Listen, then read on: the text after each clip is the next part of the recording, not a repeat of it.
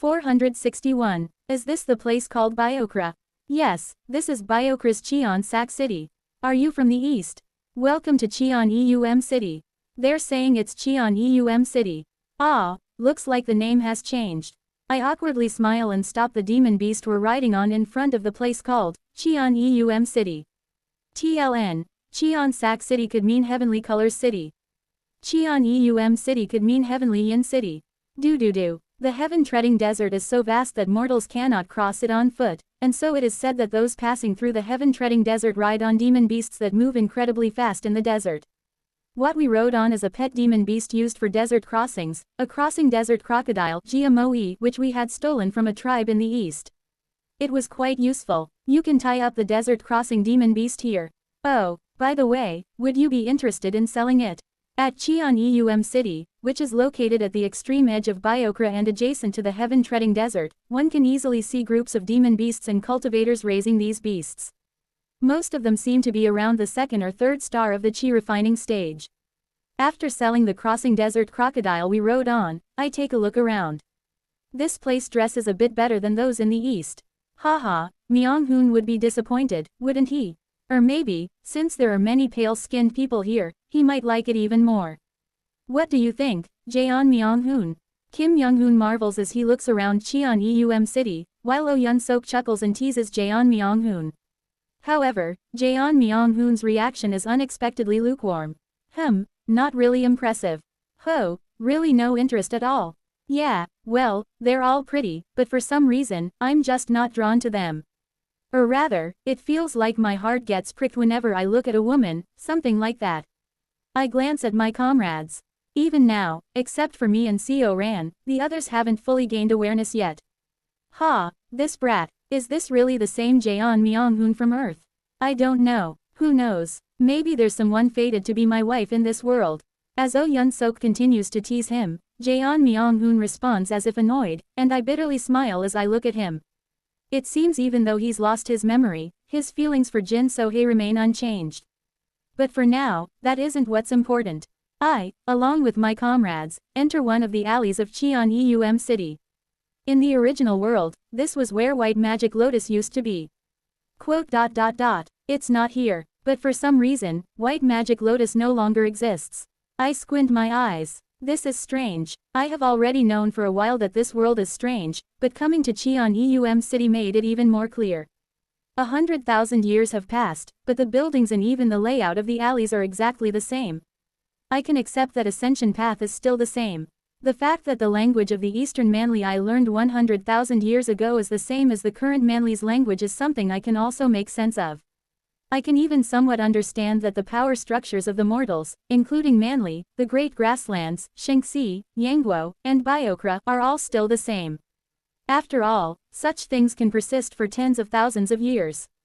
But, Cheon Eum City and Cheon Seek City are not only identical in appearance but even the structure of the alleys is exactly the same. It makes no sense that the appearance of a single city would remain completely unchanged for 100,000 years.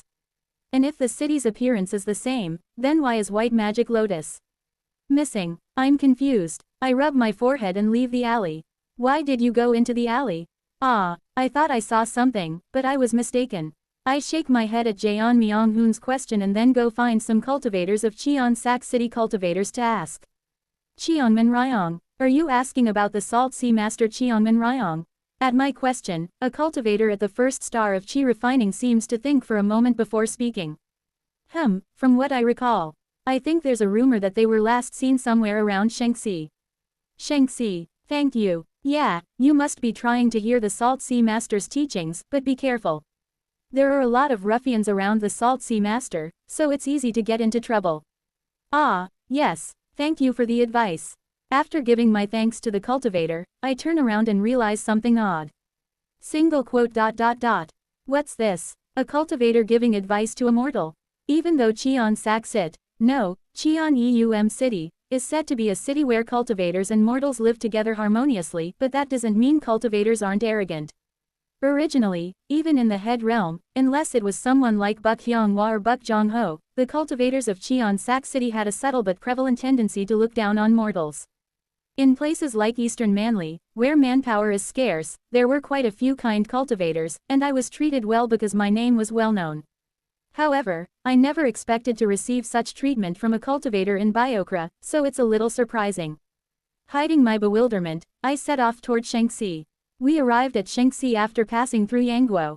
Along the way, we heard quite a few rumors about Qianmen Ryong, making it easy to pinpoint his location. Also, his current situation can be grasped. He occasionally settles in a quiet valley and gives sermons, and around him are groups of ruffians eager to become his disciples, but Qianmen Ryong doesn't seem to mind them much. It seems like his disciple is controlling the thugs and preventing them from causing trouble for Qianmen Ryong. Good. For now, let's go meet him quickly, whatever the situation may be. We head towards the far western edge of Shanxi, where Qianmen Ryong is said to reside. Beyond Shattered Heaven Peak, towards the coast facing the archipelago region. The westernmost coast of Shanxi. It's famous for its clear skies and has developed through trade with ships coming from the west. Today, the already bustling coast is even more crowded and lively. Hey, have you heard the rumors? Salt Sea Master is recruiting disciples. You mean Salt Sea Master Qianmen Ryong, known as the continent's greatest sage and the one with the deepest enlightenment? Yeah, that's right. Let's hurry to the site of the Dharma assembly. Tisk tisk, my friend. This isn't the first time Salt Sea Master has recruited disciples, and it won't be the last. He's always been recruiting disciples. But up until now, only one person has become his official disciple, and all the others are just followers who revere him. Recently, those followers have grown unruly and vicious, becoming known as a gang of thugs. The test is bound to be difficult, and if you fail, you might end up getting robbed by those wicked followers. Bah, what are you talking about? No matter what the test is, you won't know until you try. And even if the followers are thugs, if you befriend them, you'll end up getting acquainted with a useful martial force. Many people, filled with dreams and hopes, gather at the location of Salt Sea Master Qianmen Ryong's Dharma assembly. The place where Salt Sea Master preaches is on the coast of the western extreme, atop an abandoned ship. Salt Sea Master Qianmen Ryong stands atop the abandoned ship, gazing at the sky while feeling the sea breeze. Master, the wind is cold. Please wear something warmer. Someone approaches from behind Qianmen Ryong and respectfully offers him a thick garment. Qianmen Ryong smiles faintly and says, "Judging by the wind, it seems that I might find a proper disciple today. Perhaps you'll soon have a junior brother or sister." TLN. Is the name, is the added term of endearment. At Qianmen Ryong's words, the person grits their teeth ever so slightly and asks him, quote, "Master, is this disciple lacking to inherit your legacy? What are you saying, I would love for as many people as possible, including you, to understand my will. Anyone who accepts my will inherits my legacy. You are the same, quote, Understood. I will go prepare for the sermon." After placing the clothes they brought in front of Qianmen Ryong, they step back. Qianmen Ryong glances at the garment left behind and gives a bitter smile. What am I to do with that child? At the western end of Shanxi, in the YC province. We arrive at a place called Clear River County and hear the news that Qianmen Ryong's Dharma assembly will soon begin. Is CO Ran okay? Yes, after her seizure yesterday, she gradually calmed down, and today, she's completely settled. Is that so? Got it. I thanked Kim Yian, who has been caring for CO Ran at the inn, and decide to quickly go find Qianmen Ryong. Then, I'll be off. After greeting Kim Young-hoon, Oh Yun-sok, and the others, I leave the inn. Outside the inn, Jaeon Myung-hoon is standing, adjusting his clothes. He seems to be feeling like something is missing. He used to always hold Jin So-hae's hand. Now that it's gone, he must be feeling that absence keenly. It seems that Jaeon Myung-hoon will regain his memories soon. What are you staring at? Hurry up and get going. He waves at me with an irritated look on his face. It doesn't feel right to say anything to him now while he doesn't remember anything. Once his memory returns, I'll have to give him a good beating. I chuckle at Jaeon Myung-hoon's attitude and then swiftly head towards the place where Qianmen Ryong is said to be holding his Dharma assembly. How long have I run using Mountain Lord's soaring flight? In the distance, I see a place where people are gathered in droves. Good. For now, I'll get as close to the front as possible and just as I'm about to move towards the front to meet Qianmen Ryong as quickly as possible. Hey, who are you? Cultivators at least at the 4th or 5th star of chi refining, and some burly men trained in martial arts block my way. All the regular seats for Teacher Salt Sea Master's assembly are already full. If you want to catch a glimpse of him from afar, just stand around here. By any chance, how can one get the regular seats? What do you mean how? It's obviously first come, first served. After the assembly, Salt Sea Master conducts a disciple recruitment test for those in the regular seats, so competition for those spots are fierce. First come, first served, huh? I glance at the people sitting in the regular seats. They're all either wealthy or have high-level martial skills or spiritual power. I glare at them while hearing the sound of silver coins jingling in their pockets. Does the great Salt Sea Master know you're selling his assembly seats for money? No, watch your mouth. Do you think I'm your friend? Just as he reaches out to grab me. Clench. Someone grabs the thug by his clothes from behind and shoves him aside. It's when I offer my thanks to the person. Haha, thank you for stepping in. They place their hand on my shoulder and says, do not cause a scene at Master's Dharma assembly. I glance up slightly at the one who suddenly intervened to stop our quarrel. Quite tall. Their entire body is wrapped in loose rags, making it impossible to tell if they are a man or a woman. They are covered in white bandages from head to toe, leaving no skin exposed. Not a single bit of skin is showing. How do they breathe? And, they called him, Master. That means this person must be Cheonmin Ryong's only disciple at present. I grin and respectfully perform a fist and palm salute. Greetings, elder brother. Or, is it elder sister? I'm not sure, but anyway, I wasn't trying to cause a scene. It's just that these guys seem to be selling seats for Elder Cheonmin Ryong's Dharma assembly for money, so You were about to rip the guy's arm off. Quote. I pause and look at them. The only visible part of the bandaged monster's face is their eyes. They have small pupils, giving them a four white eyes look, and their sharp gaze alone makes them seem rather unsettling. TLN. Four white eyes refers to a particular eye appearance where the whites of the eyes are visible above, below, and to both sides of the iris. Search up Sabegan on Google if you want a visual image. It basically looks like someone with their eyes wide open starting at you. Do not add screams to Master's Dharma assembly. If you disturb him, I will not forgive you. Crack. They tighten their grip on my shoulder. This person. I meet the gaze of the bandaged disciple of Cheonmin Ryong. The Chi building stage. And they mastered external martial arts to a high level, too. I grab their wrist and pull their hand off my shoulder. Quote. Touching someone's shoulder without permission is rude, elder brother. I am not your senior. In any case, the seats are full, so come back next time. Now get lost. Haha, that won't do. I have a matter to seek Elder Cheonmin Ryong's help with today, and I've already made up my mind to become his disciple. Quote. You. The bandaged monster's eyes twitch at my words. It seems something about what I said made them feel displeased. In an instant, killing intent fills their eyes. Scram immediately. Before I kill you. You told me not to add screams to your master's Dharma assembly, didn't you? Do you think I can't kill you without making you scream? I smirk and reply, I doubt you can. Quote. The next moment, they kick me. Pa-bang. Despite it being just a kick, the sound of a bomb exploding echoes, and I'm suddenly sent soaring high into the sky. At the same time, spells bind me, preventing any sound from escaping. They mastered external martial arts to this degree. This isn't just external martial arts, it's practically a body refining method, isn't it? I see. Could it be that they have learned the Azure Heaven creation sect's methods? As I look at my body, which has been launched up to the cloud level with a single kick, I begin to take out my weapons. Clink, clink, clink, clink. As the bandages unwind, dozens of bizarre weapons I had brought begin scattering in the sky. Pot. I see the bandaged monster flying towards me using flying spells.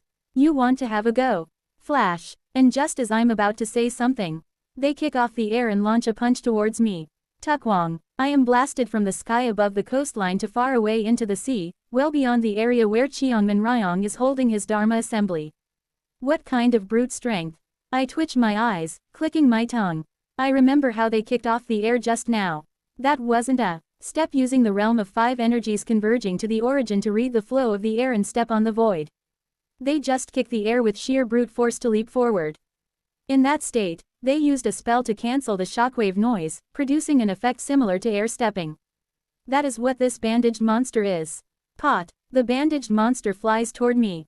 Boong. As they rush in and throw a punch, a shockwave explodes, splitting the nearby sea and sending waves crashing. Kugwang. Though I can no longer fully read the air's flow due to the absence of my consciousness domain, I, too, step on the air based on my experience and shout. Hey, wait, why are you so intent on killing me? One disciple is enough. I create a pseudo-formless sword through the heavenly silkworm controlling ghost art to counter their strike, feeling puzzled. There must be plenty of people who want to be his disciple besides me, no? Sure, but someone like you seems qualified to become his disciple, so it's better to eliminate you in advance. What kind of dosh? Thinking back, it's strange. I was thinking about ripping that thug's arm off earlier, but I hadn't let out any killing intent. I only thought about it, and yet they noticed. And how did they know I intend to become Cheongman Ryong's disciple and are charging at me so confidently? Who is this person? Honestly, I have no idea. There's no one that comes to mind. As I clash with them using the heavenly silkworm controlling ghost art, we fly over the sea. Their attacks are so overwhelmingly aggressive that I have no choice but to be pushed back at first. It's while I'm dodging their firsts and strikes that I notice something. A merchant ship. A ship passing below suddenly appears before my eyes. And in that moment, while I glance at the merchant ship. Can you not focus? Incompetent fool. Someone like you can never become master's disciple. Do you understand? Suddenly, the bandaged monster shouts furiously and flies straight toward the merchant ship. I flinch in shock and shout. Wait, you crazy bastard. Kugwagwagwong. The bandaged monster crashes directly into the merchant ship, shattering it to pieces. I stand there, stunned, my mouth hanging open. Just because I glanced at the ship for a second during our fight, they destroyed the merchant ship. From the look in their eyes, it's clear they're not doing this to make me focus on the fight or to enjoy the battle. It's just pure, insane behavior meant to piss me off. I stare at the bandaged monster, unable to comprehend them at all. And at that moment, save me, gurgle, the crew members of the merchant ship start swimming up to the surface of the water. Seeing them, I shout, please hold on a bit. I'll deal with this lunatic and save you.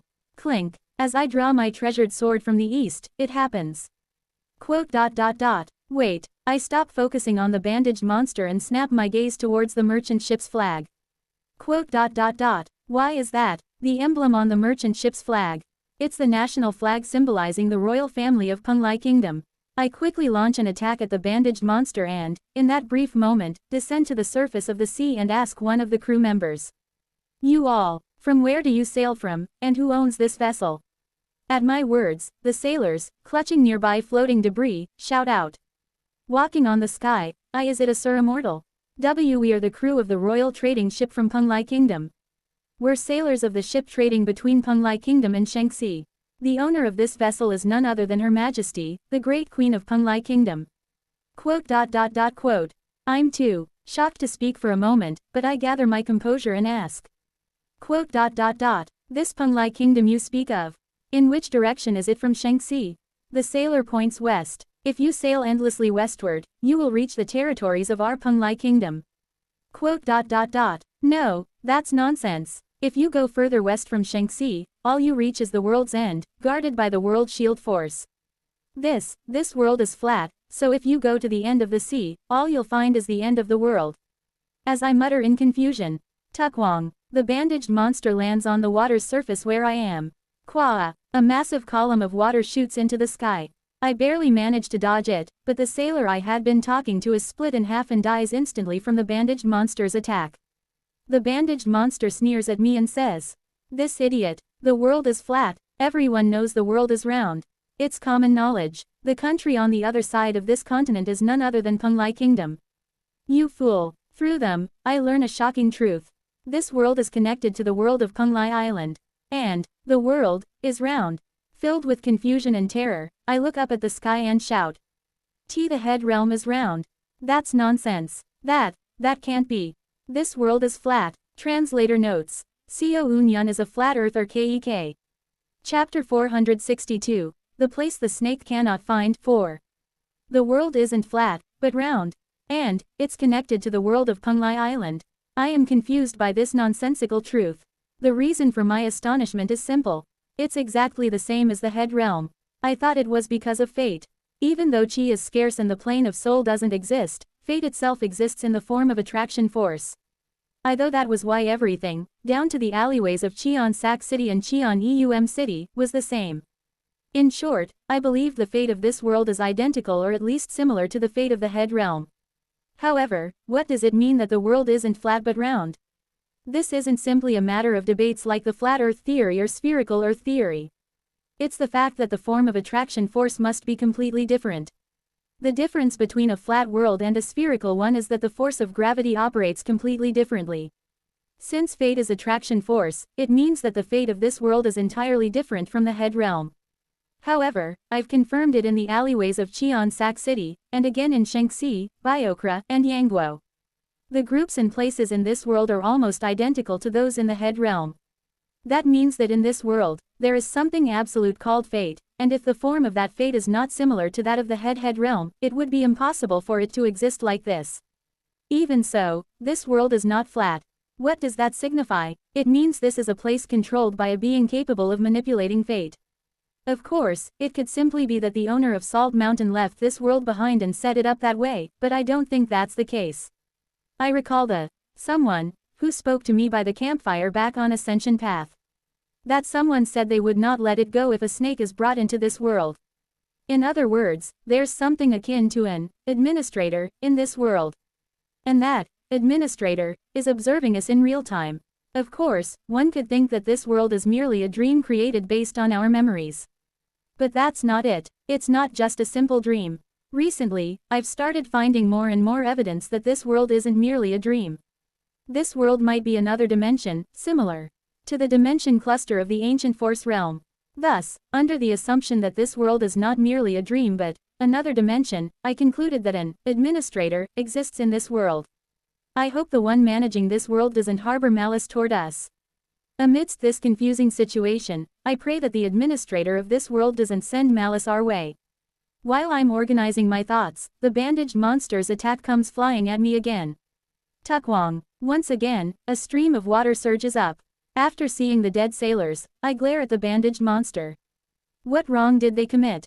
No, forget it. I know well the nature of these kinds of people. They possess a disposition infinitely close to evil, the nature of devil path leaders Mo too.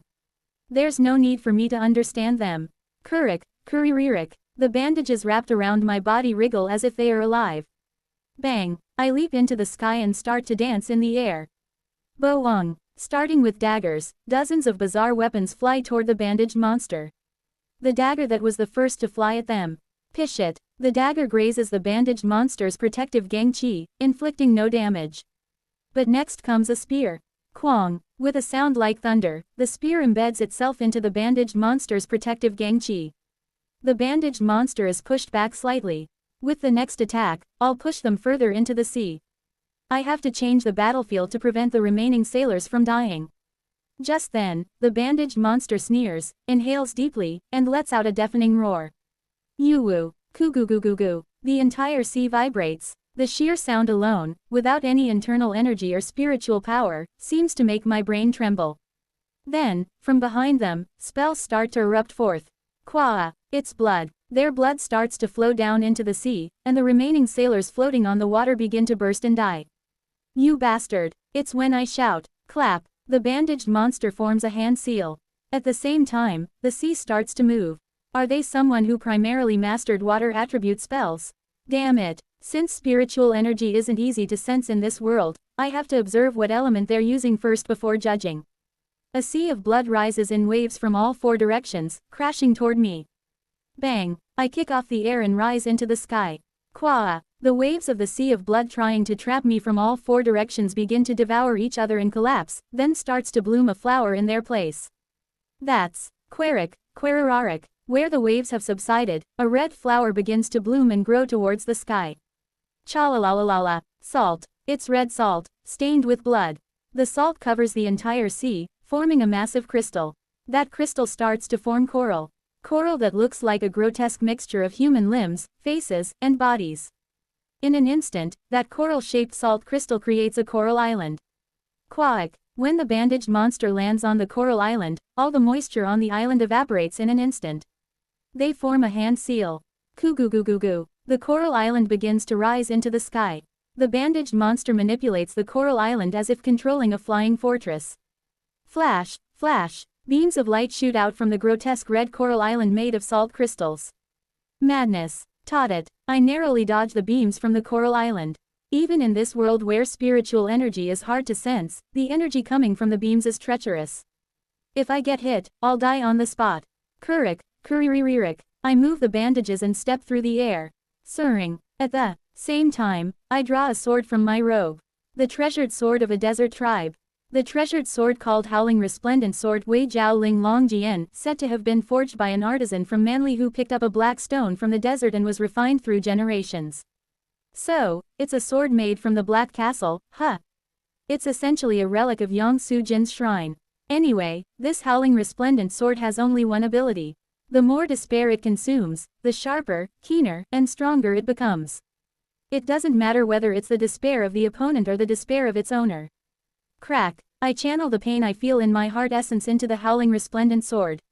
Wing. The Howling Resplendent Sword glows with a murky purple light as it begins to strengthen. Even though I can't feel the plane of soul, there are Dharma treasures here that blatantly use the power of the plane of soul. This world truly is incomprehensible. After briefly analyzing the structure of the Howling Resplendent Sword, I fail to understand anything and swing it at the monster in front of me. Boong. As the beams from the red salt coral island strike the Howling Resplendent Sword, they are immediately split apart. Breaking through the beams from the salt coral island, I charge at the bandaged monster. Querararik. The bizarre weapons dance, swirling around me. As the power of the bizarre weapons concentrates at a single point, they deflect the monster's attacks and occasionally counterattack toward the salt coral island.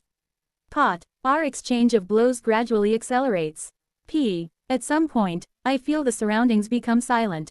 I've broken through the sound barrier. As I move, the air is displaced, creating shockwaves. But even as the shockwaves burst around me, they appear slow to my eyes. Boong, boong, boong. I quickly circle around the salt coral island, searching for an opening. There are no openings. Even while moving at a speed that breaks the sound barrier, the bandaged monster doesn't reveal any gaps. They haven't learned martial arts. What this person has learned isn't martial arts. It's simply movements meant for slaughtering, butchering, and trampling others. Movements not systematically learned, but rather acquired through repeated acts of slaughter. But even though they haven't learned martial arts, they don't show any openings against me. That can only mean one thing. This person's combat experience is beyond imagination. Single quote. Is that even possible? To not show any openings against someone like me who has reached void shattering, with just the experience gained at the chi building stage. What kind of life has this person lived? I briefly circle around them, and when I find no openings, I decide to create one and push forward. Tot. The spear touches their protective gang chi. Pot. The monster's hand moves as if they were waiting to grab the spear, but in that brief moment, I swap the spear for the sickle. The blade of the sickle catches on their arm. Using the sickle hooked on the monster's arm as leverage, I release my bandages. Queraric. At the same time, I move behind the monster in an instant and bind them with the bandages. Pathet. Hut. Just as the monster tries to break free from the bandages, the spear I retrieve pierces their side. Of course, being a chi building cultivator, their entire body is filled with protective gang chi, so they don't take any damage. But it's the third time. The spear has struck their protective gang chi 3 times. And through the 2 previous strikes, I've already discerned the vibration frequency of their refined pure spiritual force through the bandages. Tied to the spear, though heaven and earth's spiritual energy follows different laws from the material realm, when it enters the body of a cultivator at the chi building stage and becomes pure spiritual force, it mixes with the laws of the material realm to some extent. The frequency that exists only in matter also becomes present in pure spiritual force. I raise the Howling Resplendent Sword, letting it cry. Perhaps realizing what I am about to do, the bandaged monster draws upon the energy of the red coral island to its fullest. Severing mountain swordsmanship. Mountain echoes, valley responds. Ting. From the Howling Resplendent Sword, a whale-like sword cry erupts. Sword energy, in the form of a sword wave, starts to shake the entirety of the pure spiritual force flowing through their spiritual veins. Kuog. The bandaged monster, writhing in agony, draws even more power from Salt Coral Island. In an instant, Pot. The Salt Coral Island emits a brilliant light, and a gigantic beam, unlike anything before, shoots toward me. Seeing that beam, I feel a sense of déjà vu. Salt sea returning dew jade. I begin manipulating the bizarre weapons using the heavenly silkworm controlling ghost art. Queric, Querararik. The bizarre weapons start to rotate around me. As they spin, they each unleash different techniques. These are techniques modified from Severing Mountain swordsmanship to suit each weapon. In an instant, 22 techniques converge, and I compress the ultimate move of Severing Mountain swordsmanship before letting it erupt. Severing, Quadududude. Dozens of bizarre weapons shine as they start to split the incoming beam. Mountain, Dudududuke. The move of Severing Mountain cleaves the beam apart and heads straight for the bandaged monster, who has exhausted the power of the Salt Coral Island. Flash. In an instant, the power of Severing Mountain strikes the bandaged monster, and I swing the howling resplendent sword one last time, opening my mouth. Sorry for having to kill you. I didn't want to kill a disciple of Cheongman Ryong. Then, Quaduduke. Amidst the swirling light, a hand wrapped in bandages shoots out and grabs my face. Quote. Oomph. Chi. As the aftermath of Severing Mountain subsides, what I see is the bandaged monster with smoke rising from their entire body. How. I resonated the entirety of their pure spiritual force through Mountain Echo's valley response and made it explode. Their spiritual veins should be in ruins, not to mention, that last move was meant to kill. That recent move was strong enough to cleave a mountain in half. And yet, the bandaged monster, a mere chi building stage cultivator, hasn't died. The bandaged monster meets my gaze. They smirk and say, quote. It was amusing, but what an arrogant name. Severing Mountain, you will split a mountain. Ha, ha ha, ah ha ha ha ha. They laugh maniacally. Go ahead, wave that pathetic toothpick around for 100 days. Do you really think you can split a mountain with something like that? Maybe you can crush a sandcastle. Change the name. Instead of something like severing a mountain, call it Sandcastle Crusher, or something like that. You can never split a mountain. Mocking Severing Mountain swordsmanship, they tighten their grip on my face. Like they're about to crush my skull and kill me. In need to use poison. Feeling my mind clouding, I prepare to use the infinite fighting monster hidden weapon technique. But my mind grows hazy. At the last moment, I feel my body instinctively use fighting monster hidden weapon technique before fainting.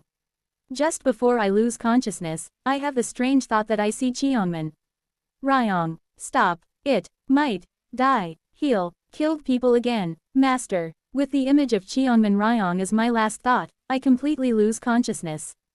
Blink. The moment I regain consciousness, I feel a wet cloth on my forehead, bandages wrapped around various parts of my body, and the scent of medicine. This place is. Please lie down. Your body hasn't fully recovered yet. Huh. A female physician, who seems to have been treating me, comes in with what looks like a medicinal decoction. But instead of focusing on anything else, I blankly stare at her face. It's Buck Hyunghwa. Why are you here? Pardon, I'm a physician, so I'm here to treat people. What do you mean? No, what I'm saying is, it's when I'm flustered. I brought her. At the entrance to the room where I'm lying down, a large person stands leaning against the doorframe, speaking to me. It's the bandaged monster. Master ordered it. He told me to heal you. So, I found someone you adequately need. Just accept the treatment. Wait, shut up. I know what you want to say. I, too, want to kill you so badly my hands are itching, but Master personally ordered that you not be killed. You are to participate in the upcoming disciple recruitment test according to Master's command. When you've recovered enough, come out. Saying only what they want, the bandaged monster leaves the room, and I am left with a dumbfounded expression, sitting in the room with Buck Hyunghwa. Inside a manor in Clear River County. Gazing up at the sky from the rooftop of one of the buildings, Cheongman Ryong speaks to the bandaged monster who approaches from behind. Did you find a good physician? I brought someone he needed. Well done. However, didn't I tell you not to kill recklessly? I did not kill recklessly. I am currently expressing my deep gratitude to the marine creatures and sailors that allowed me to use my spells. Quote. Who am I? What am I to do with you? Please punish this disciple. Quote. Cheongman Ryong glances back at his disciple, Gakam, and after a sigh, looks back up at the sky. Quote. Enough. Reflect on your actions. Yes. Thank you for your mercy, Master. Gakam withdraws, retreating from behind Cheongman Ryong, while Cheongman Ryong mutters quietly to himself. Quote. I wonder if the child saved this time can inherit my legacy. Looking up at that Cheongman Ryong from below, Gakam wears an ambiguous expression. Their eyes seem to hold both affection and contempt. Translator notes. The One clan in chapter 451 was changed to Yuan clan. 463. I drink all of the medicinal decoction that Buk Hyonghwa has given me and then dust myself off as I stand up. Meeting that bandaged guy was unexpected, but in the end, everything turned out well. I met Cheongman Ryong, and I also met Buk Hyonghwa.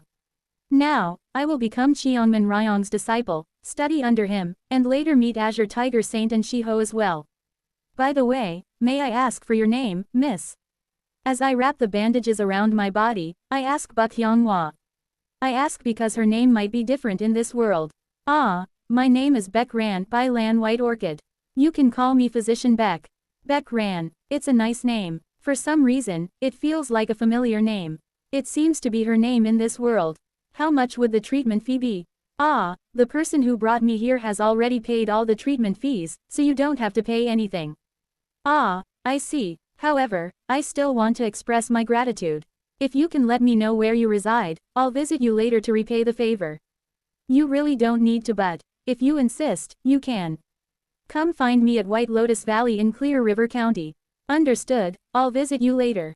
After expressing my thanks to Buk Hyonghwa, no, to Beck Ran, I leave the room. An estate. The place I step out into is an estate, and in the large courtyard, dozens of people are sitting cross-legged, engaged in cultivation. This estate is rented by Master. You will now participate in the disciple recruitment process, stay in this estate to train in basic spell methods, and remain here until you catch Master's eye. However, if Master declares your elimination, you must leave the estate immediately. Do you agree? I came here intending to become a disciple, so I agree, but I ask the bandaged giant a question. What happens if I don't participate in this disciple recruitment? Though I intend to participate, I can't help but feel a bit resistant to the giant's proposal, which rubs me the wrong way. Then you will have no relation to Master's command anymore, and I will kill you on the spot. Ha, I look into the giant's eyes and say, the way you're speaking, are you perhaps jealous that I might become a disciple of Sir Cheongman Ryong? Can the disciple of such a great person be so narrow-minded? They can be. What? As long as you follow Master's will, it doesn't matter how petty, narrow-minded, dirty, or disgraceful you are in all other things in the 3,000 great thousand worlds. What does that? If it's that person's command, I can even pull out my own neck right now. If it's that person's command, I stand here ready to accept any command no matter how irrational or unreasonable it is. I stand here with the resolve to accept nothing but that person's commands in my heart, rejecting everything else in the 3,000 great thousand worlds. But what about you? Do you have that kind of resolve? Quote. To receive someone's teachings, to serve someone as your master, means having at least that much resolve. If you don't have that kind of resolve, get lost immediately. I said I would kill you out of anger just moments ago, but if you walk out on your own right now, I won't kill you. I briefly lock eyes with the bandaged monster. The eyes flickering with a strange madness flickering. I see a familiar figure in those eyes. It's me. That madness is not just filled with insanity and malice. There is boundless respect, reverence, and an unwavering loyalty towards their master. Beyond that, I recall the past when I bowed 10 times before Cheongman Ryong before dying. Then, with a serious expression, I speak. Quote. Do you think I would have come to serve him without that kind of resolve? Quote. Even if I die, I came here with the resolve to bow before him and then die. Don't test me by your own standards. At my words, the bandaged monster looks at me in silence for a moment, then turns around. Quote. Follow me. I will take you to Master. I follow the bandaged monster. Before long, I meet Cheongman Ryong. Are you the child who fought with my disciple? I'm ashamed, but it's true. I apologize for causing trouble. It's fine. As long as you've understood now, it's all right. My method of recruiting disciples is simple. Starting today, I will teach you a basic cultivation method. If you cultivate diligently, I will observe your progress and decide whether to accept you as my disciple. Yes, whatever you give me, I will cultivate earnestly. Good. Then, take this. I receive a basic cultivation manual from Cheongman Ryong. The method doesn't have a title, it's just a simple method manual for accumulating spiritual power. This is incredible. After quickly skimming through the manual, I grasp its essence, relying on my previous experience of reaching the grand perfection integration stage. It's trash. I'm not joking, It's genuinely the most worthless cultivation method I've ever seen. How is this slower at accumulating spiritual power than the 5 surpassing paths to cultivation, which is supposed to be the most basic method? No, the method is deliberately designed to build spiritual power slowly. That's right, this method isn't aimed at accumulating spiritual power even a day faster like typical cultivation methods. Rather, it seems like it's designed to make the process as slow as possible. In a world where heaven and earth's spiritual energy is already sparse, practicing this method, even a heavenly spiritual root would need 100 years just to reach the first star of chi refining. Though I'm a bit taken aback, I bow my head to Cheonmin Ryong nonetheless. Thank you for your grace, as vast as the sea. Good, right, and, my disciple Gakam may give you and the other disciple candidates some chores at times. You must also perform those diligently. Yes, I will carry them out wholeheartedly. Then you may go. Yes, I won't disappoint you. After bowing to Cheonmin Ryong, I set out to find a place to train in this nameless cultivation method. That's when it happens. Right, I forgot. Take this. Pardon. Cheonmin Ryong hands me a single plum. I've infused this fruit with a special harmony. Always keep this in your mouth. It will aid in your cultivation. Ah, yes, I inspect the plum after receiving it. I don't feel any particular spiritual power wave from it. Although he claims it's imbued with a special harmony, it feels like an ordinary plum. For a moment, I wonder if he's playing a joke on me, but since it's something given by Cheonmin Ryong, I trust there's a reason and put it in my mouth. He didn't say to eat it, just to keep it in my mouth, right? I don't swallow the plum but hold it in one side of my mouth. After bowing to Cheonmin Ryong, I leave and head towards the inner courtyard I saw earlier in the estate. There, many of the disciple candidates participating in Cheonmin Ryong's recruitment test are sitting cross-legged, seemingly practicing the nameless cultivation method. I sit between them and begin practicing the nameless method myself. Then it happens. Hey, you, newbie, if you just arrived, shouldn't you greet your seniors first? A robust giant and some well-dressed young masters approach me, crossing their arms as they speak. Careful not to spit out the plum, I respond. Quote. Elder Cheonmin Ryong instructed me to focus on cultivating the method so. Ha, if you don't greet us, it doesn't matter what cultivation method or whatever. Pete, without saying another word, I draw my sword from my robe and swing it towards the sky. There's no sound, but the result is clear. Juk, the cloud passing through the sky is split in two. Stop talking to me and go practice your cultivation method properly if you want to become a disciple of Elder Cheonmin Ryong. Yes, Elder. They shrink back as they look at me, quickly scurrying away to a further place. Now, this method, however, just as I'm about to sit down and start cultivating, other candidates begin bothering me. Amazing, Hung Nim. What divine power was that just now?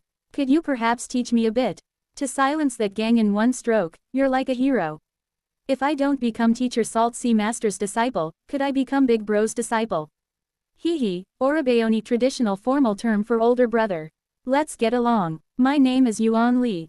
Splitting Cloud Master. Since you split the cloud in two, I'll call you Teacher Splitting Cloud Master. Though there's something that bothered me in the middle, I ignore the annoying ones and begin operating the nameless cultivation method. Several days pass. Spiritual power isn't accumulating. Well, it is accumulating. However, compared to the energy in a single low-grade spirit stone, only about 1 in 10 nyota has been gathered. TLN. Nyota is an extremely large number in Buddhism. Some sources define it as 10 million, while some as 100 billion. Still, there's no need to rush. I continue to operate the nameless method tirelessly, day and night, for several days. It'll work eventually. As long as I keep endlessly trying and trying, I'll eventually succeed. That's a truth I've realized after repeating my regressions countless times. Hey, work time. You, and you. Get up and follow me. The bandaged monster, Salt Sea Master Cheonmin Ryong's only disciple, the person called Gakam, calls out to me and a few others. The turn to do the chores Gakam assigns has come to me. Our chores involve either cooking porridge or chopping wood to distribute to the slums. You go chop the wood.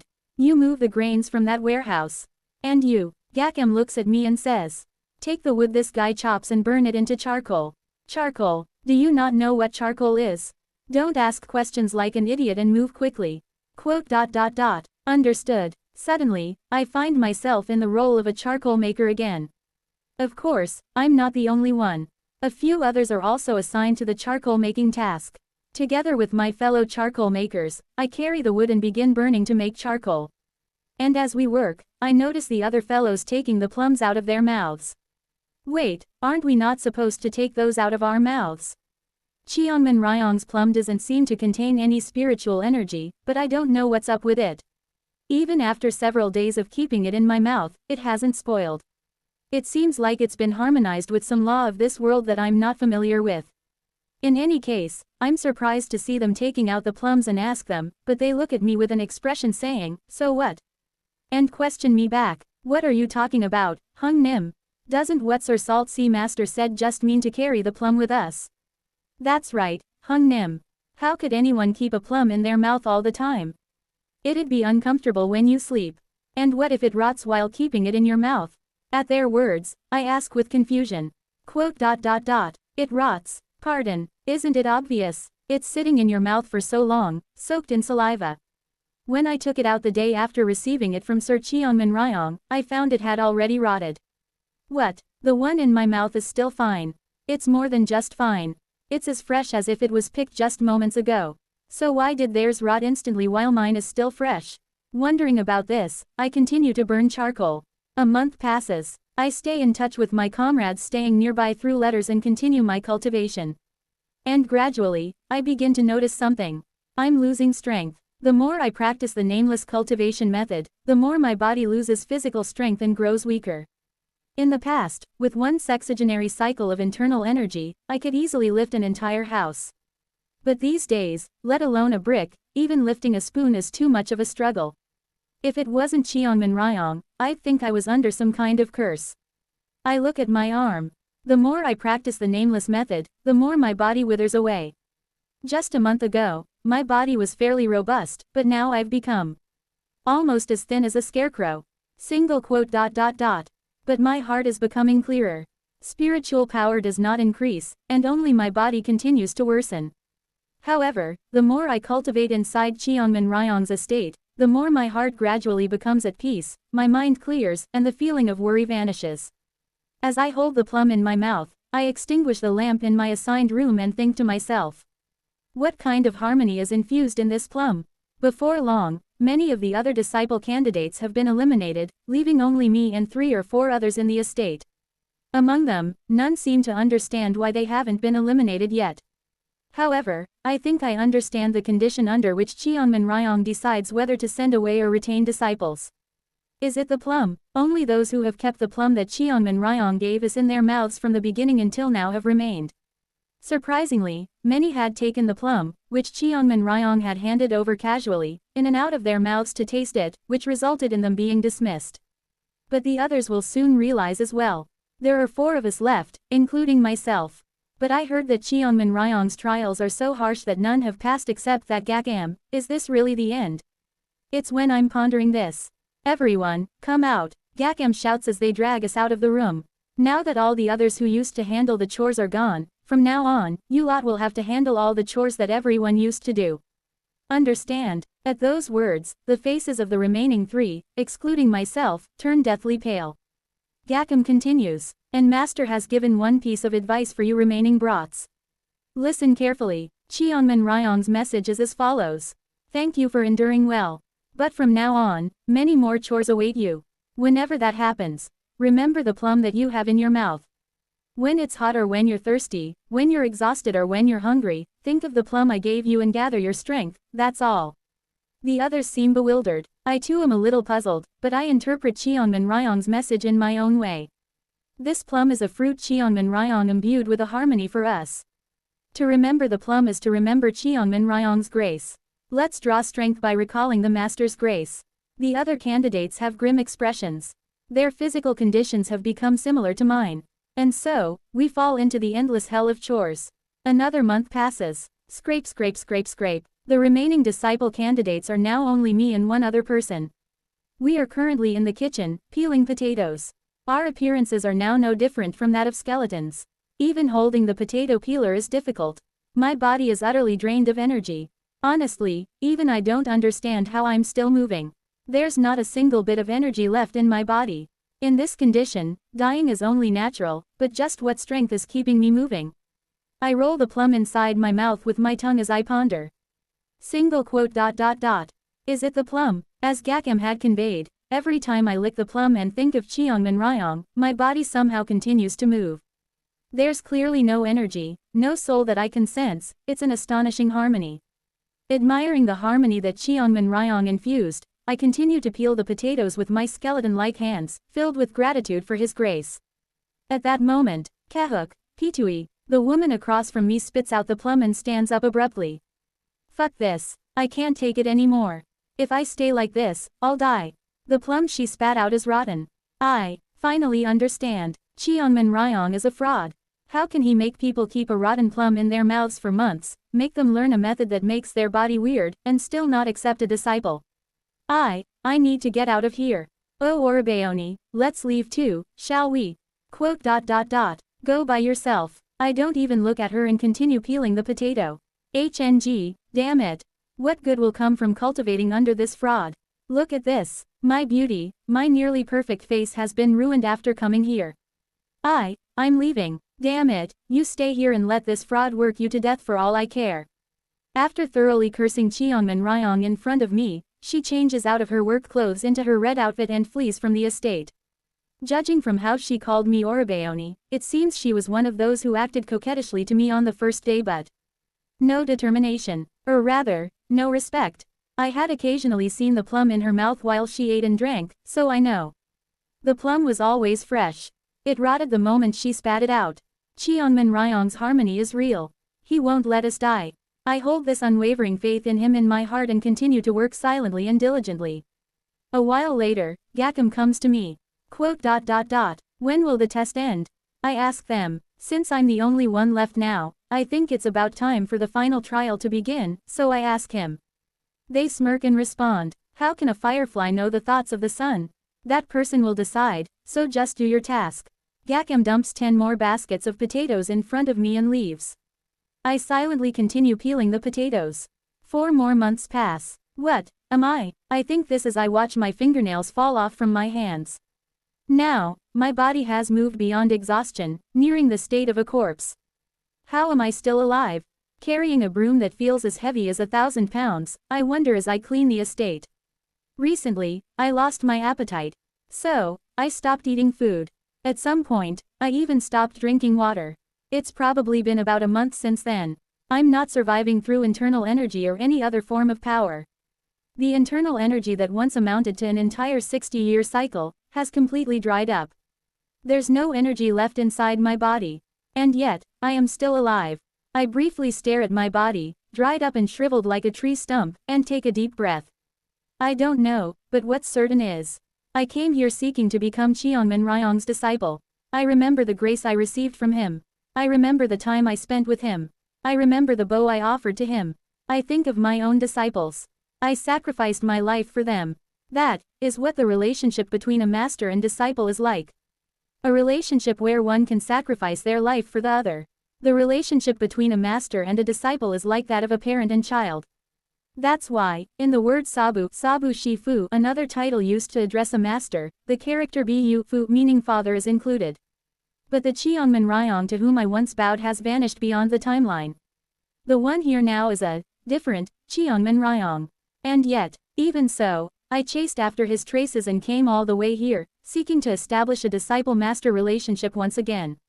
Why, I ask myself, why, even though he's a different person, am I trying to form this connection? This is a question I've asked myself countless times. It's a question I've answered in my own way many times, yet I find myself asking it again and again. Perhaps it's because it's that important. Because the name is the same. Because the appearance is the same. Or, because despite the regression, the soul remains the same. No matter what answer I come up with, it feels lacking. I grit my teeth. Why is it? Why am I so obsessed with this relationship with him? No, it's not just Cheongman Ryong. It's the same with Buk Hyunghwa. The same with Kim Yeon. I know it too. I am obsessed with connections. Sometimes, to the point where it feels excessive. And the result of that obsession is precisely the canvas of myriad forms and connections. Why do I obsess so much? I begin to question the very existence of the canvas of myriad forms and connections. The canvas of myriad forms and connections is something that manifests my connections. And in order to reach void shattering, one must sever obsessions and manifest the void. Yet, I embraced all the connections within the canvas of myriad forms and connections and overlapped them to create impermanence. Someone's words flicker through my mind. The heart is essentially death. Countless topics flash through my head. Then, I snap back to my senses. I suddenly recalled the moment when countless followers were annihilated. And I saw the owner of the colossal mountain that appeared as if it were crushing the entire universe. Great Mountain. It was Great Mountain, Hyok. But as I regained my senses, the one standing before me was Gakam. Gakam is looking down at me, holding a whip. I must have seen an illusion with my body being in the state of a corpse. Quote. What, you lazy bastard, how dare you slack off? This is the taskmaster assigned through me. Stop slacking and do it properly. They begin to whip me. With my body completely drained of energy, and my state being no different from that of a corpse, I can't resist Gakam, who could overpower me even when I was at my peak. My skin tears. An intense pain overwhelms my mind, but not a single drop of blood comes out. It seems my body is no longer in a normal state. I look up at Gakam. The eyes are the windows to the heart. For some reason, I feel like I can understand Gakam's emotions. They're angry. It's not just anger. It's anger mixed with fear. They are afraid that I will become Salt Sea Master's disciple. I see. Am I almost there? But why, I wonder. Even though I know the trial of Cheongman Ryong is nearing its end, I don't feel particularly happy. Right now, it feels more important to rid my heart of its burdens. It's strange. Strangely, my heart feels peaceful and clear. It's a completely different dimension from simply having my consciousness domain purified and seeing the world more clearly. It feels as if an unknown super-perception has fallen into my hands. After whipping me for a while, Gakam sighs and turns their back. You stubborn, foolish idiot. Are you not afraid of death? Quote.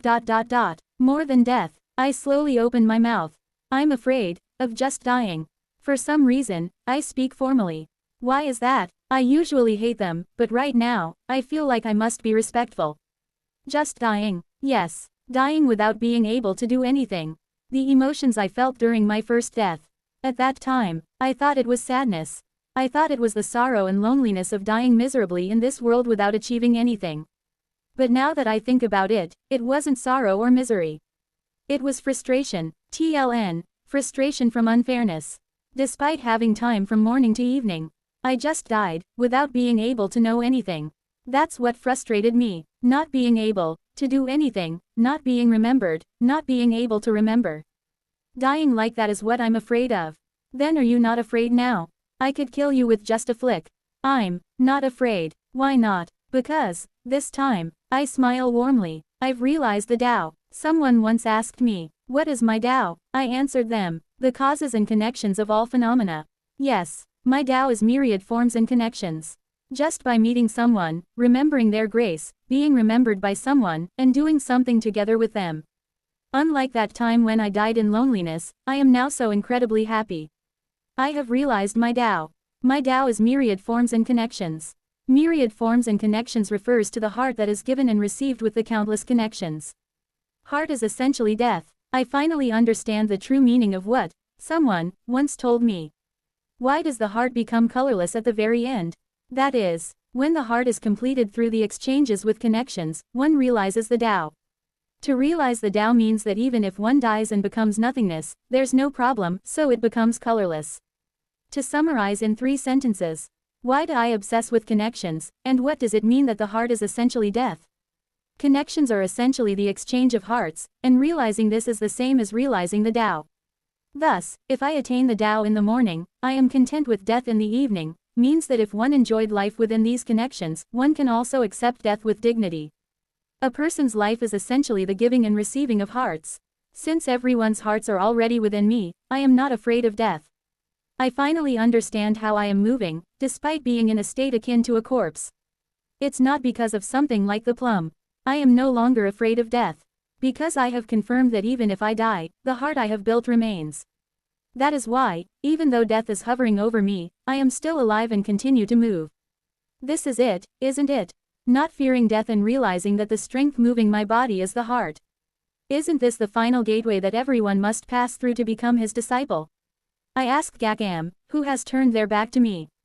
Gakam says nothing but suddenly turns around and lashes their whip at me. Quack, quack, I calmly take a few strikes from their whip. They glare at me and say, I have not acknowledged you. Do not call me senior brother. Understood? And, they grip the hand holding the whip tightly. My name is not Gakam. What is it? The name Gakam is just a phonetic borrowing of my real name. My name is actually Gaom. What does it mean? I don't know either. My mother just picked up some words from around a temple and slapped them together into a half-hearted name. No meaning, no grammar, just a trash name. It has no meaning at all. But regardless, call me that. The pronunciation is tricky. Gakam, Gaam, Gaom. I try pronouncing their name, eventually finding a version that feels adequately comfortable to say. From now on, I'll call you, Gwakam, senior brother. I bout it, Gwakam, and they glare at me before walking off. Don't call me senior brother. I'm not your senior brother. They disappear from my sight. I turn around. There stands Cheonmin Ryong. Do you know why you haven't died? Because there are countless hearts dwelling within me. Do you know why you can move, despite having a body that's no different from a deceased? Because I no longer fear death. He looks at me and smiles slightly. Congratulations on passing the test, disciple. Without a word, I bow to Cheonmin Ryong 10 times. Thus, after many lives, I once again become a disciple of Cheonmin Ryong. And, congratulations on entering the basics of immortal arts. Disciple, Pardon, without using any energy, soul power, or spiritual power, you twisted the principles of the world with only your heart. Truly accepting death and using that to reshape the world. That, is what we call immortal arts. So me not dying, was immortal arts? In a sense, yes. With the power of your heart, you briefly unfolded immortal arts. From now on, you will truly learn about the immortal path's divine powers, immortal arts, from me. Just like that, on that day my connection with Cheonmin Ryong was re-established. I entered the path of immortal arts. 464. Immortal arts. I am taken aback by Cheonmin Ryong's words. And at that moment, tuck, Cheonmin Ryong taps my back. Exclamation mark. I am startled. My body, chi. In an instant, color returns to my skin, and my flesh begins to regenerate. At the same time, strength surges, and the dried-up internal energy in my dantian starts to fill again. It's not some kind of healing spell. No, there isn't even the slightest movement of heaven and earth's spiritual energy. And yet, my body recovered in an instant. An event completely incomprehensible by the usual knowledge of spellcraft. On top of that, the flesh torn from Gwakam's whip, and the ruined body from the chores forced on me begin to heal, becoming stronger and more resilient. This isn't just about pushing my body to the limit and then training it through recovery. It's as if the fundamental constitution of the human known as Seo Unyan has been entirely transformed. Woodoo-dook. I haven't undergone complete transformation, but my physical strength has increased 3- or 4-fold. Did my genes get altered? I look up at Cheonmin Ryong in bewilderment, and he turns away with a gentle expression. Well then, follow me. From today, you must train diligently. Wait, Elder Cheonmin Ryong. No, Master. Before I begin training with him, I bow deeply and shout. One of my close friends has recently been experiencing mental instability, seeing illusions and hallucinations every night. Please, I beg Master, have pity on her and help heal her mind. Cheonmin Ryong nods and says. If that's the extent of it, I don't need to personally go. Go with Amma. Yes, Master. Go and help Seo Unyan's companion stabilize and return. Yes. Gwakam kicks my back lightly and says. Lead the way. Since it's the Master's command, I'll help as much as I can. Though I don't like this brute, they at least listen to Cheonmin Ryong, so I head with them to where Seo Ran is staying. Ahhhk. When we arrive at the inn where Seo Ran resides, her groans can be heard even from outside the room. Unyan, you're here. Kim Young-hoon opens the door for me, looking relieved. Inside the room, Jaeon Myung-hoon and Oh Yun-sok are restraining Seo Ran, while Kim Yeon is trying to calm her down in any way possible. I look at Gwakam and ask. Senior brother Gwakam, can you treat her? Don't talk to me, dog bastard. Gwakm, annoyed at having to speak to me, strides over to Seo Ran and looks down at her. After observing her for a while, Gwakm smirks. This one quite looks good to eat. Quote. Exclamation mark quote. I barely manage to suppress the killing intent rising inside me as I glare at Gwakm. If you harm her, even if you are my senior brother, I won't let it slide. I told you not to call me senior brother. Besides, with Master's command, I won't do anything bad. Don't worry. And you lot. Gwakm looks around at my comrades and says. I'll stabilize this one, so each of you come and hold her limbs tightly. My comrades look at me with confusion, and I nod. This is the disciple of Salt Sea Master Cheonmin Ryong, and the one who became my senior brother this time, Gwakm. They're going to treat Seo Ran, so let's trust them. Following my words, my comrades each hold down Seo Ran's limbs, securing her to the bed. Gwakm watches for a moment, then raises their hand. In the next instant, Gwakm's palm slams down onto Seo Ran's abdomen. Kwang! The entire inn shakes. Kuvek! Blood bursts from Seo Ran's mouth. The internal organs have ruptured. I nearly lose my mind but barely hold back and ask. Quote. What is this? I treated her. Quote. Treated her? Yeah. After observing her carefully, I found a lot of filth inside her head. I gave her a shock treatment to stop those unnecessary thoughts. With immortal arts, I've solidified her soul, so she won't be seeing any strange hallucinations for the rest of this life. Quote. Thank you very much. Though I trust them because they said immortal art, I grit my teeth as I look at Seo Ran, who looks like she might not survive this life at any moment. Gwakm turns and walks out of the room, saying. Her internal organs are slightly ruptured. I was only instructed to treat her mind, so internal injuries aren't my concern but, since that one seems interesting, I'll give you some advice. The best physician nearby for internal injuries is the one who treated you last time. Buk Hyunghwa. I clench my teeth and bow my head. Quote. Thank you for the advice. With that, Gwakm leaves the inn, and Kim Young-hoon draws his sword. That crazy bastard. Eun-yun, don't stop me. I'm going to see some blood today. Quote. Please stay calm. They're a monster, you won't be able to defeat them. And more importantly, it's a strange feeling. Though they clearly pushed Seo Ran to the brink of death with malicious intent, at the same time, it feels like Gwakm is helping gather my comrades together. Quote. The physician they mentioned is indeed skilled.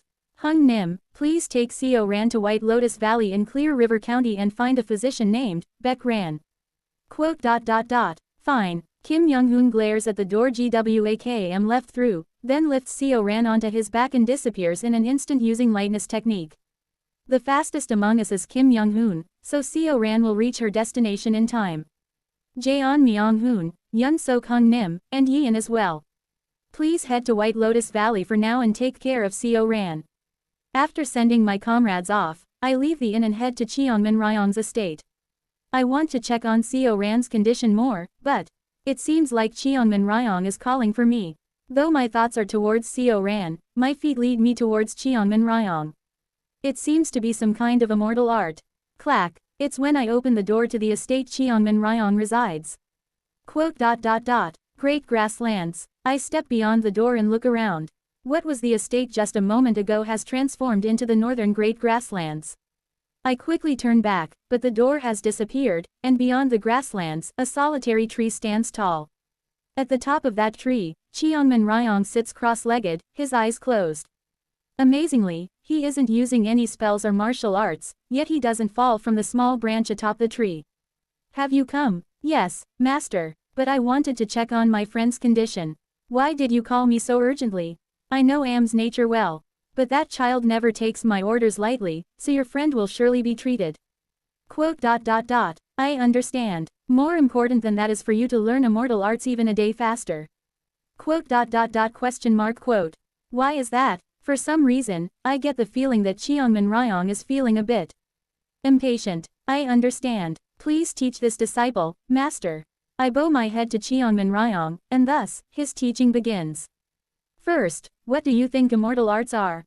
Immortal arts. At his question, I recall the explanations from Seo Weol and Yang Soo Jin. A method that influences the plane of fate. Fate is essentially the heavens, so in other words, is it not a spell that twists the principles of the heavens? Correct. Then let me ask you, what does it mean to twist the principles of the heavens? That is, as Master said before, not fearing death, and changing the heavens through one's heart. Indeed. And you've recently endured my trial and entered that realm. Then let me ask you this. How can the heart of a mere person change the heavens? The heart of a mere person, he says. What an interesting remark. I didn't expect those words to come from his mouth. But as I listen, I realize he's right.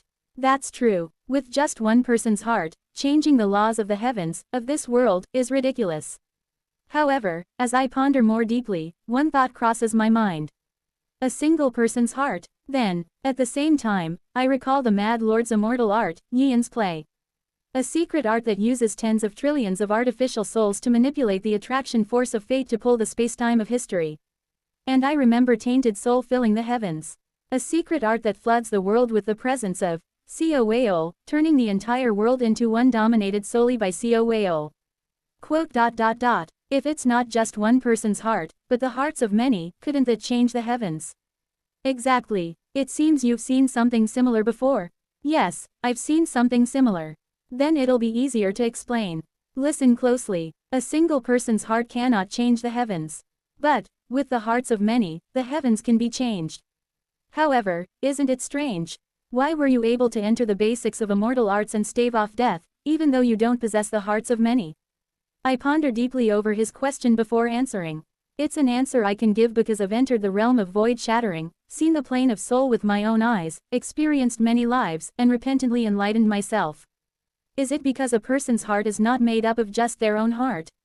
Qianmen Ryong smiles faintly. That's correct, Tot. He descends from the top of the tree and begins to explain. A person's heart doesn't reside in the lump of flesh in their chest, and neither is it confined in some spiritual body. Have you ever had this thought? What is the fastest thing in this world? Yes, I used to think about that a lot as a child. Then do you know the answer? Many people say it's thought. Because thoughts can travel anywhere in the universe. That's right. To be precise, it's the thought and heart. They're as inseparable as the palm and the back of the hand, so either answer is correct. Now let me ask you this. Why is it that the heart can go anywhere in the world? I'm not sure. The heart, as I understand it, can, simply, go anywhere in the universe. Being asked, why, about this leaves me a bit perplexed. Then Qianmen Ryong very easily provides the answer. That's because the heart of a being isn't bound within this body but is spread out across the entirety of all phenomena in the universe. That's, I fail to understand for a moment, but then I recall the image of the plane of soul and understand immediately. I see. Why does the plane of soul take the form of clouds? Before, I used to think that each cloud particle in the plane of soul was a being's heart. But each particle gathers to form a cloud, and forms things like the collective unconscious. And the moment the grains become clouds, it has already become a single mass. If the plane of soul is ultimately filled with clouds, and if the hearts of all beings in this world are connected in the form of clouds, it means the world and I are connected. It's a somewhat obvious realization, but it settles deep with my chest. Have you understood? To some extent, yes. Good. In that case, let's try immortal arts right away. Pardon, you've already grasped the basics of immortal arts. Clearing the heart and understanding the power of the heart through the exchange of hearts. Those are the basics of immortal arts. Now, using that power of the heart, try reflecting your heart into the world. That's, come, don't worry. Let's go beyond the basics and start with an immortal art for training. The effect of this immortal art is to reflect your heart in 6 different forms into the world. I'll teach you the formula. Without further explanation, Qianmen Ryong closes his eyes and places his hands together. Immortal arts. All of a sudden, I start to feel nervous, thinking of the terrifying immortal arts like the extinguishing divine tribulating heavens technique, tainted soul filling the heavens, and Yian's play. Will I be able to learn it properly? And at that moment, Yururung, dark clouds begin to gather in the sky. At the same time, Qianmen Ryong opens his eyes wide. Rain, Shua, rain begins to pour down. Qianmen Ryong and I stand in the grasslands, getting soaked by the rain. This is the first form of the primal heart. Just like a newborn baby crying. Feel it. Following Qianmen Ryong's words, I try to feel the sound of the falling rain and the dark clouds covering the sky. The next is sunlight yang. Shua. The clouds that had filled the sky slowly recede. The sky becomes clear. This is the second form. The clarity yang a baby begins to perceive in the world when they first open their eyes. Feel it. I close my eyes and feel the clarity yang. The next is heat yu. It grows warm. This is the third form of the primal heart. It's like a baby being held in the arms of their parents or guardian. Next is cold han. Wi. It becomes cold. Snowflakes begin to scatter. The fourth form of the primal heart. It's the anxiety, loneliness, fear, and panic a child feels when they leave their parents' embrace. The next is wind feng. Wi. A strong wind sweeps across the grassland. This is wind. Wind changes the world. As the child grows, they begin to feel that their perception of the world is changing. And the last is time chi, isn't it? Haha, that's right. Cheonmin Ryong's explanation continues. Rain, sunlight, heat, cold, wind. These 5 attributes continuously revolve and act in turn. The totality of these changes is called time chi. These are the 6 primal forms of the heart. Pot. The sun rises in the east and sets in the west. In between, countless changes in phenomena occur. It rains, clears, becomes hot, cold, the wind blows. Cheonmin Ryong isn't speeding up time. He's simply distorting our perception of time for a moment. Finally, the wind dies down. I take a moment to organize my enlightenment. And at last, I understand.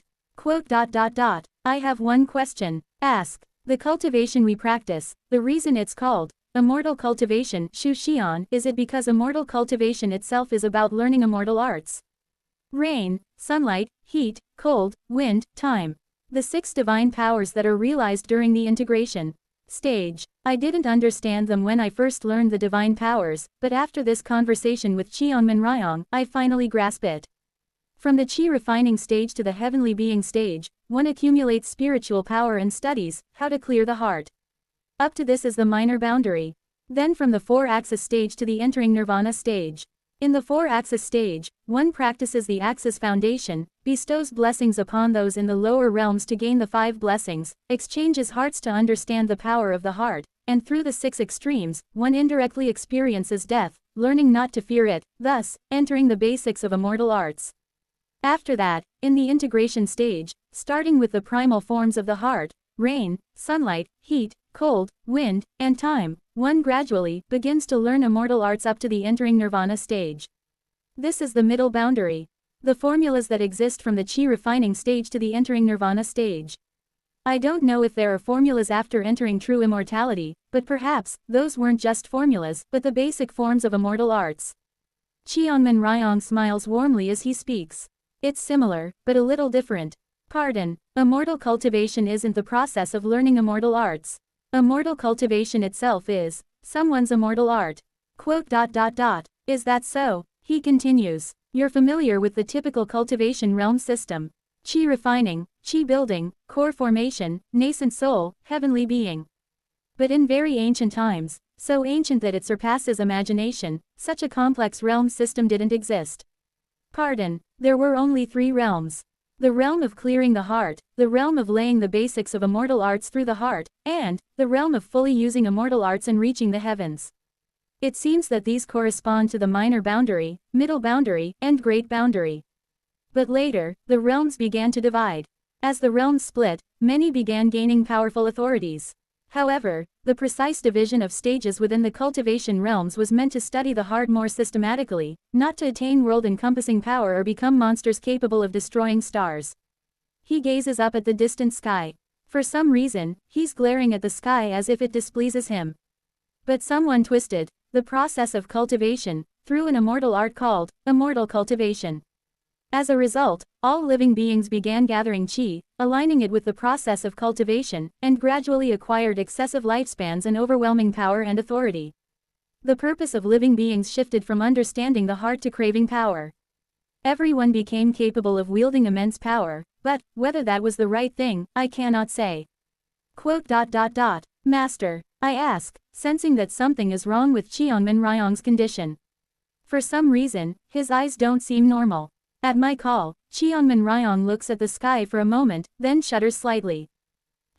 It seems my memory slipped again for a moment. He speaks with a bitter smile. Recently, this has been happening more often. My body is starting to reach its limits. That's why I called you urgently. He continues speaking, as if he doesn't remember what he just said. Where was I? Had I finished explaining about rain, sunlight, heat, cold, wind, and time? Since I've told you the basics of immortal arts, let's now begin proper training in immortal arts. Quote. Understood. Thus, I learned 4 types of basic immortal arts from Cheonmin Ryong. The first is the 6 primal forms of the heart, connected to the integration stage formulas. Next are the 5 actions and 2 aspects that arise from the function of the heart, making a total of 7 acts. The third is a total of 8 spells born from the 5 senses and 3 attitudes of the heart. The last is how to command the 9 powers by adding a single will to the 8 spells. In this way, I learn many things from him. And so, 80 years pass by quickly. Chapter 465, The Place the Snake Can Find, 7. A group of warhorses are charging across the plain. Kyaku. Die, you damn southerners. Warriors of a northern grassland tribe, wielding claw-like weapons, rush towards a village in the northern part of Biokra. Warriors of the northern grasslands. They, also called barbarians, by the 3 southern nations of Shanxi, Yangguo, and Biokra, raid and plunder the village with glee before preparing to leave. Just then, Bo-wang, the neck of their leader is severed in an instant. While they are still dazed, the remaining warriors are also decapitated in a flash and fall from their horses. Yet the warhorses, unaware that their masters' heads have disappeared, remain standing in place without noticing anything strange. Cooing. Then, from what seemed to be empty air, a large man clad in black attire drops to the ground. Another job complete. Egu, my whole body aches. It's Oh Yun-sok. Oh Yun-sok, as if feeling hot, removes his mask. What am I still doing at over 100 years old? Tisk, tisk. He is 132 years old. Before falling into this strange world, he was exactly 42 years old, which means he has lived for an astoundingly long time now. But something is strange. Despite being over 100 years old, Oh Yun-sok's face hasn't changed at all from when he was in his 40s. Oh Yun-sok glances back at the ruined village behind him. Tisk, if I had arrived just a bit earlier, I could have prevented these needless deaths. Clicking his tongue as if tasting something bitter, he smacks the rear of the warhorses that the dead warriors had ridden, scaring them off and driving them away. It has been 90 years since Oh Yun-sok fell into this world. During that time, his assassination skills have improved tremendously, to the point where no one can even sense his presence even if he's standing right there. Even animals with sharp senses or the warhorses from earlier couldn't detect him at all. Once the warhorses disappear from sight, Oh Yun-sok starts tidying up the ruined village in his own way. The war is worsening. Oh Yun-sok sighs. Nearly 30 years ago, ominous energy began to spread across the continent. At some point, people no longer hesitated to plunder others, and even the martial sects and cultivator clans, who once pursued righteousness and the orthodox path, rapidly turned toward the devilish path and tyrannical ways. This trend worsened day by day, so much so that now, no matter where one goes on the continent, people have grown ruthless. Everyone is trying to deceive and steal from one another. Just why has the world changed this way? Oh Yun-sok recalls how, until 30 years ago, this world was still somewhat a good place to live. Until 30 years ago, everyone had goodwill and a sense of ease in their hearts. But suddenly, as if possessed, the people of the continent began to act strangely. It's when Oh Yun-sok is sighing and collecting the corpses of the village. Flinch. Oh Yun-sok's gaze suddenly turns towards one of the houses. His sharp senses, honed to the extreme through his assassination skills, picked up a faint sound coming from one of the houses. He walks into the blood-stained house. Inside the kitchen, a woman lies dead, bleeding. A man, who seems to have been the father, is dead near the outhouse, clutching a sickle. Oh Yun-sok briefly looks at them before opening the door to the outhouse. From beneath the toilet, he hears the sound of breathing. Oh Yun-sok extends his hand down into the pit. Moments later, he pulls out a small girl. The girl, who looks about 3 or 4 years old, is so terrified that she is covering her own mouth, trembling like an aspen tree as she stares at Oh Yun-sok. Oh Yun-sok gives a bitter smile and says, quote, "You're the only survivor of this village, huh?" After taking care of all the corpses in the village, Oh Yun-sok leaves with the little girl. "Come with me for now. I'll find a place where you can stay." With that, Oh Yun-sok, with the girl in tow, heads toward the capital of Biokra to collect the reward for beheading the northern warriors. Immortal art, rain. Shwa. Rain falls. I stare at the opponent in front of me. GWAKM looks up at the sky for a moment and smirks. Is this what you call rain? Chiok. GWAKM claps their hands together and shouts. Immortal art, rain, Kururum. In an instant, the sky seems to redden, and blood begins to rain from above. Chi. The whole world turns red. At the same time, red salt crystals start growing from the ground. A battle of immortal arts against GWAKM. I refuse to back down and raise my hand towards the sky. Immortal art, clearing chi. Sha. At the same time, the clouds part, and the blood rain stops. But by then, the area is already covered in the salt crystals that GWAKM has created. Immortal art, cloudiness men. Sha. A foreboding energy bursts forth. In an instant, the red salt crystals start emitting darkness and grow into coral-like forms, blocking out the sunlight.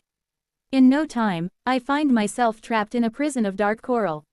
Immortal art, want of connection Chi. However, through my immortal art, the darkness of the coral crystals begins to fade again.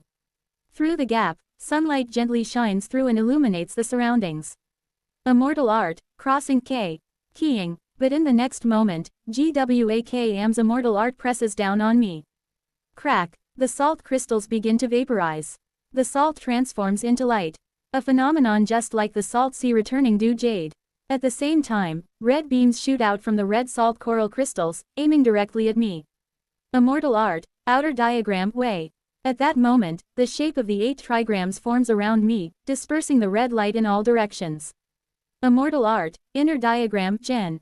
But in the next moment, another 8 trigrams created by GWAKM's immortal art infiltrates my outer trigram. The inner trigram disregards the outer trigram and pulls the beams of light toward me. Flash. In the next moment, my whole body feels like it's being scorched, and I collapse on the spot. Victory, am. In an instant, the traces of immortal arts that had been enveloping me vanish entirely.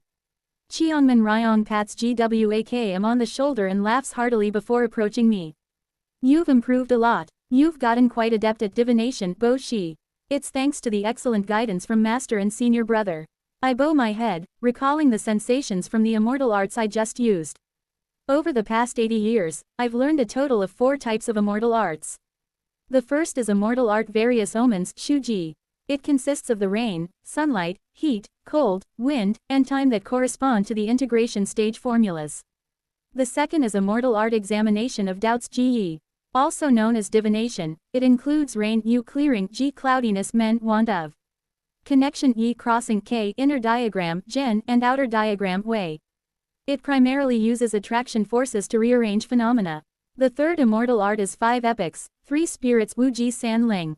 It involves reading the 5 constellations and gathering the 3 spirits to complete the 8 paths. The fourth immortal art is 8 paths, 1 extreme Ba Dao Yi Ji. This is the completion of the training of immortal arts, uniting the 8 paths in 1 extreme to achieve the 9 palaces and enter, true, immortal arts.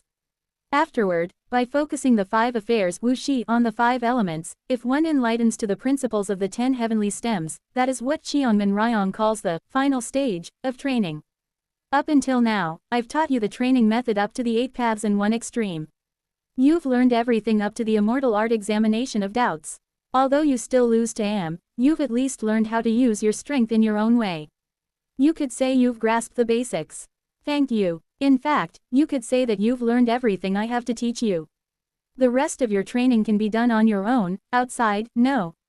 Quote. Exclamation mark quote. I flinch in surprise and look at Cheonmin Ryong. He smirks and says, "What, did you think I wouldn't know? I've long been aware that you're someone who came from outside." Quote. I am sorry for not telling you until now. Haha, it's fine. He laughs heartily and pats me on the shoulder. According to old records, there are occasionally people who come from the world of outside. And there are frequent mentions that people from the outside world do not age, even after decades. He looks at my face. I've heard that people from outside have much longer lifespans than we do and that they age thousands, even tens of thousands, of times slower. You and your fellow companions haven't aged in the 90 years you've been here, so I figured you were from the outside. Also, from the way you sometimes ask questions and the way you speak, it's clear you aren't a person of this world and are someone who must eventually leave. Quote. I see. Indeed, I've been aware that I don't age. It's not just me, my other comrades also haven't been aging. They still haven't recovered their memories, so they don't know why, but I have a general idea. The lifespan we gained from our cultivation realm outside still applies in this world. I'll probably live for millions of years. The others will likely live for at least a few thousand to tens of thousands of years as well. Up until now, I've only told Cheonmin Ryong that I've learned a special method, but it seems I can't keep it hidden any longer. Currently, I'm still in a mortal body. But by using immortal arts, I can possess the energy of someone at the chi building stage. I've heard that the energy accumulated through immortal arts doesn't necessarily extend one's lifespan. Of course, instead, one can directly extend lifespan through immortal arts. Just like current Cheonmin Ryong has done. Let's sit for a moment. I'm feeling tired. At Cheonmin Ryong's words, GWAKM stomps the ground, creating a seat out of the earth nearby, and sits down attentively to listen. As you both know, I am already a dead man. 30 years ago, Cheonmin Ryong's lifespan had ended.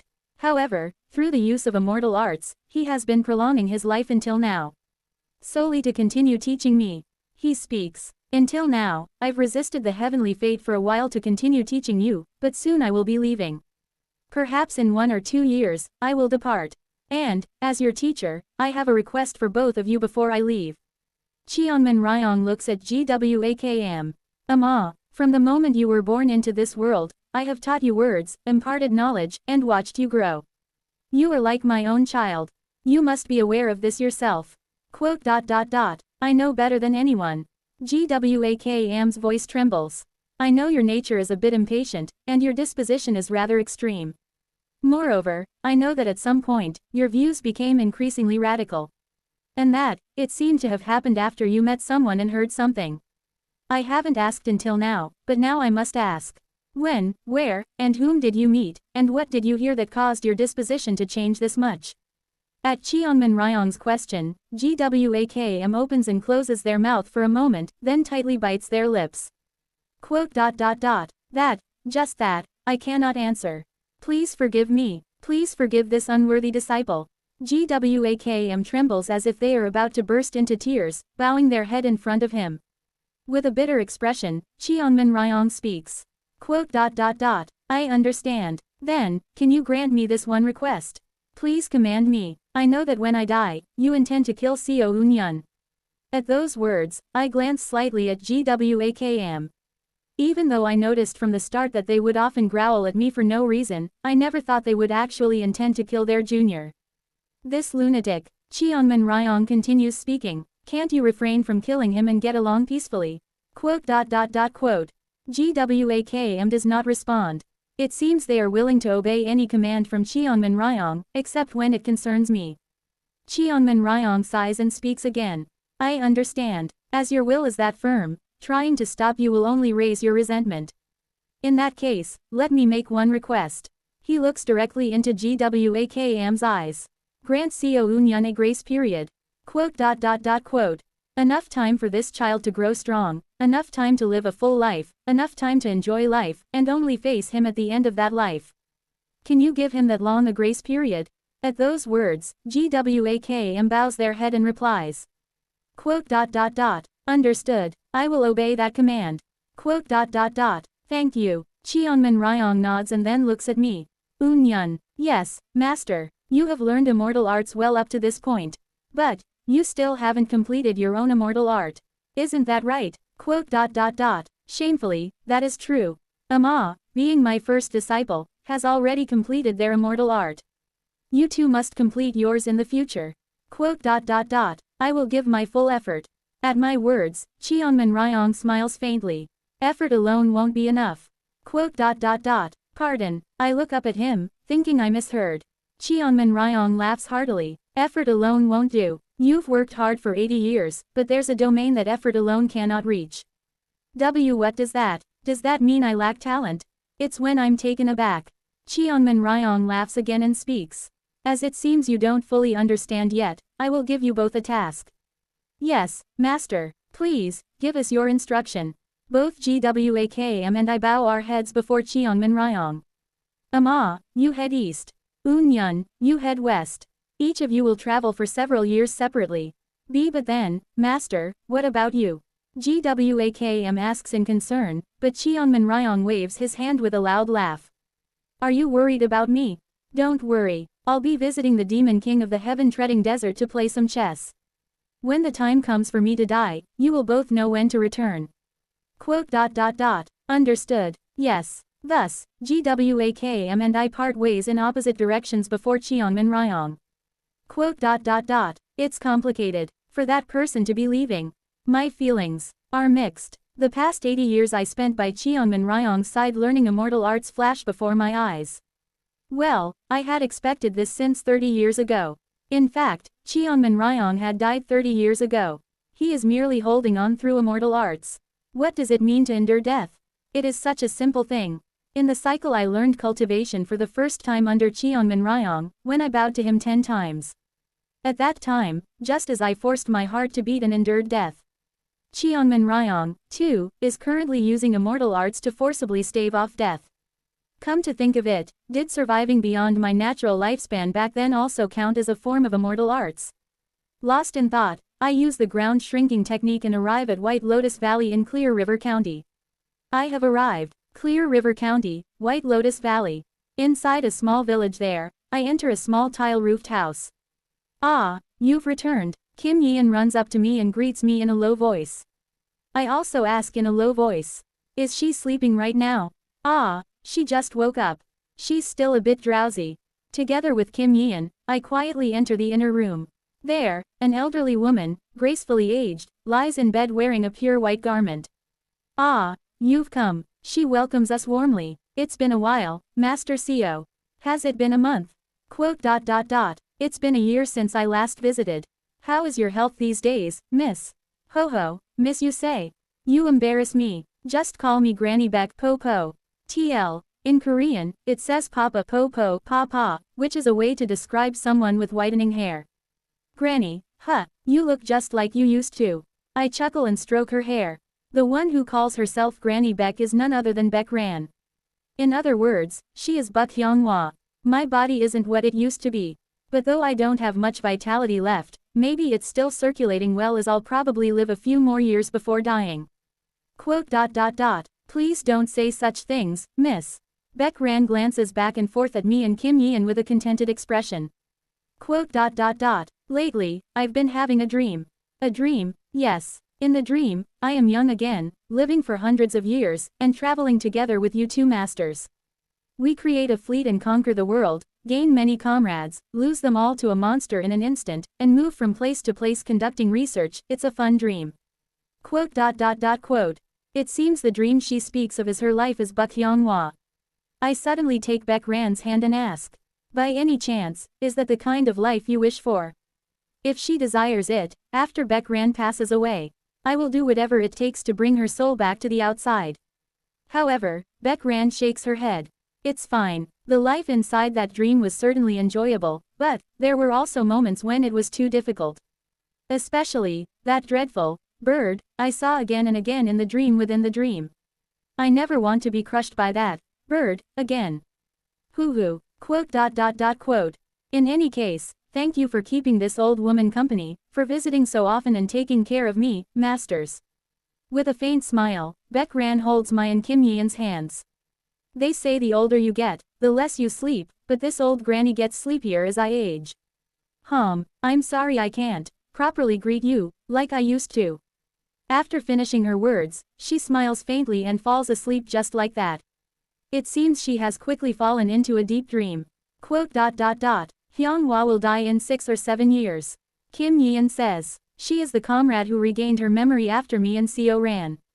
In these 90 years, the only ones who have regained their awareness and memories are me, Seo Ran, and Kim Yeon. When that time comes, will I be able to see her off properly? Well, there is one thing I am sure of. What is it? I look at the dreaming Beck Ran. I recall the teachings Cheonmin Ryong imparted to me. Immortal arts are something anyone can use. It is an authority everyone wields from the moment they are born. Everything, from the act of breathing to the ability to see light, all of it is a form of immortal arts. However, most people keep immortal arts confined within their bodies, and few bring it out into the world to unfold. That's why you must never grow arrogant just because you've learned immortal arts. It won't be easy, but always remember. All life in this world carries the immortal art called life. Therefore, all life in this world exists for a reason.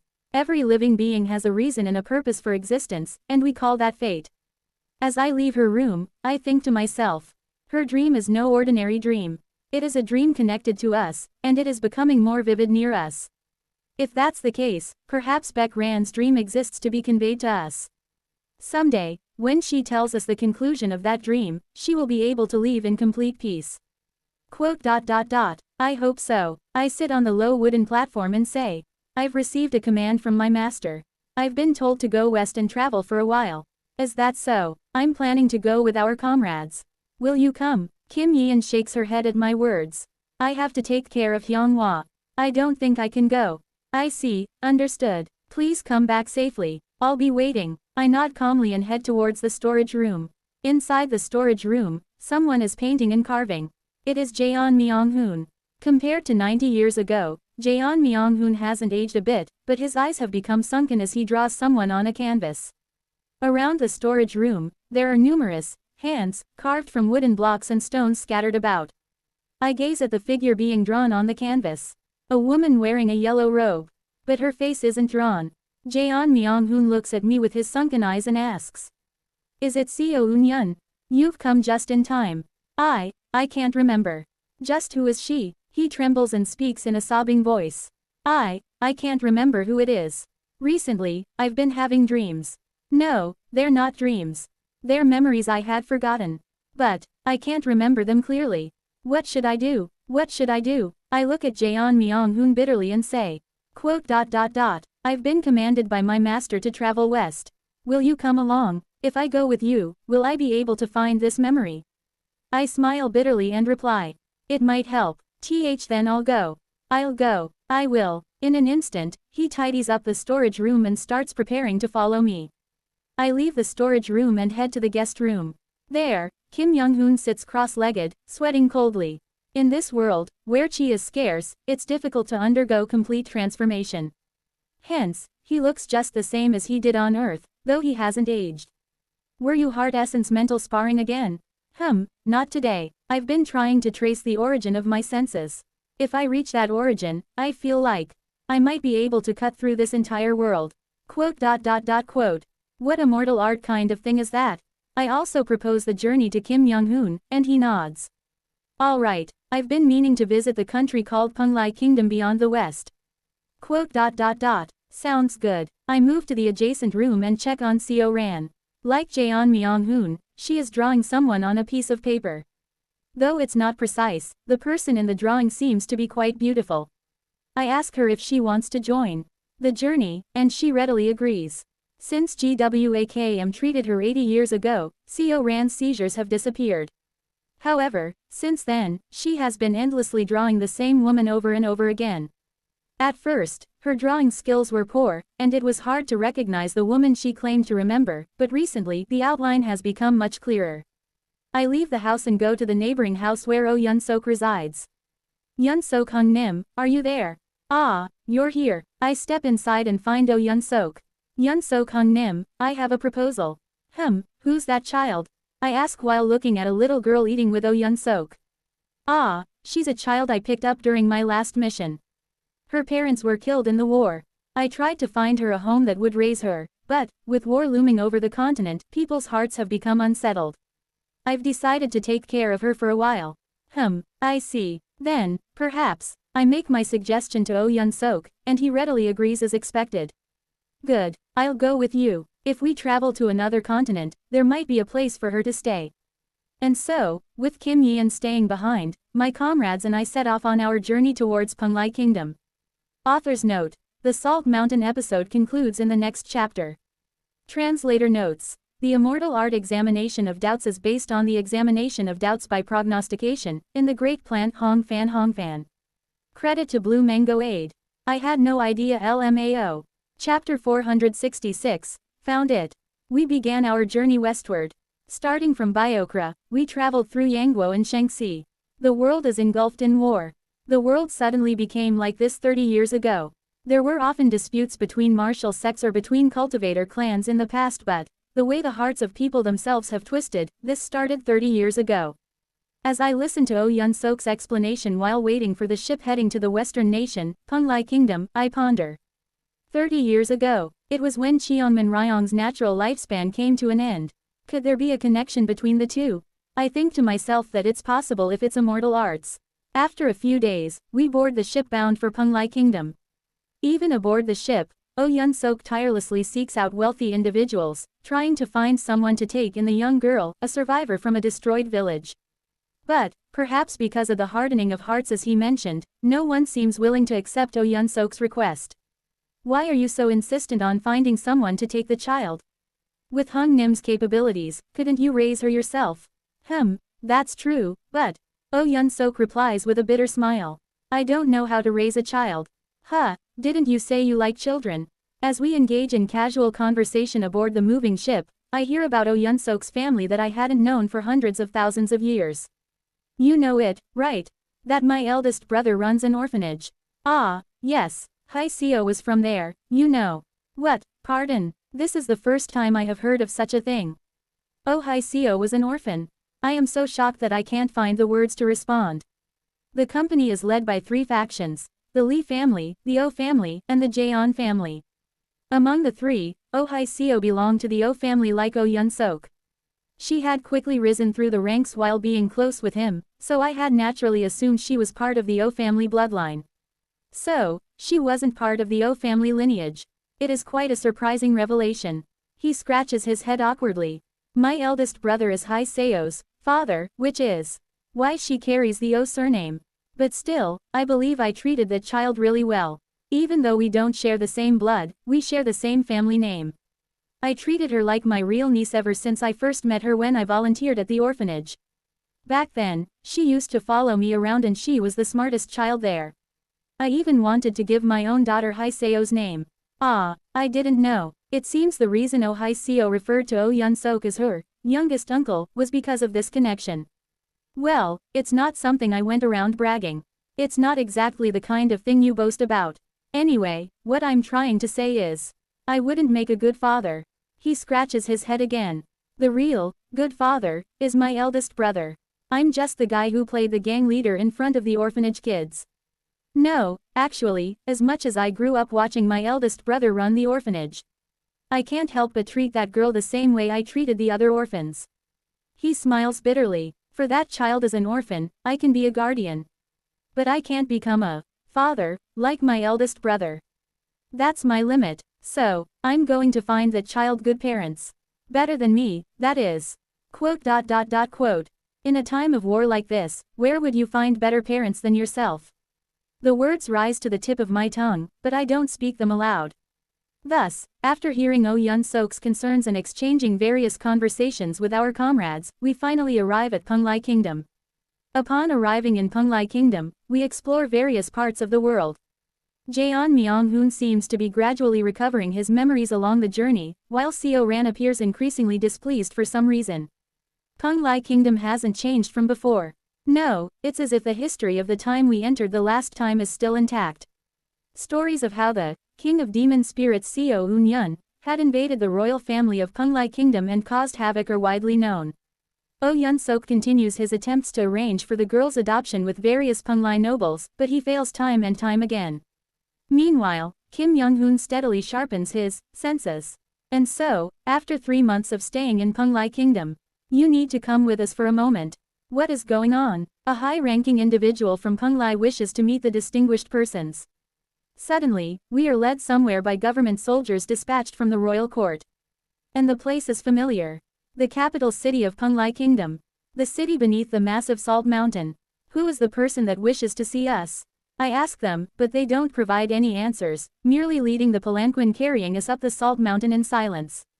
However, I have a feeling I know who it is that wants to see us. After a while, at the upper part of the salt mountain in Penglai Kingdom, we arrive at the palace of the royal family of Penglai Kingdom and are escorted somewhere by the palace guards. It's a familiar place. Her Majesty the Queen has arrived. We are moved to a guest chamber in the palace, where we await the Queen. His Highness, the Prince Consort, has also arrived. The Queen of Penglai Kingdom and someone called the Prince Consort enter the guest chamber where we are. Everyone, show your respect. Enough, enough, leave us. These are my friends. Just for today, I wish to be free of formalities for a while. Yes, Your Majesty. The palace guards leave the room, and I find myself facing my old friends for the first time in hundreds of years. It's been a while, Yukyo. Have you been well? Yes, thanks to the cult leader's help. Baekrin also seems to be doing well. Haha, indeed. Are my friends doing well? Those two are doing well in their own way. Yukyo and Baekrin. They were once my subordinates, and a carp and demon spirit in the world of dreams. Meeting again after 90 years, truly, you never know how life will turn out. Yukyo and Baekrin have both aged like Baekran. Both have heads full of white hair, their skin wrinkled, and age spots blooming on their faces.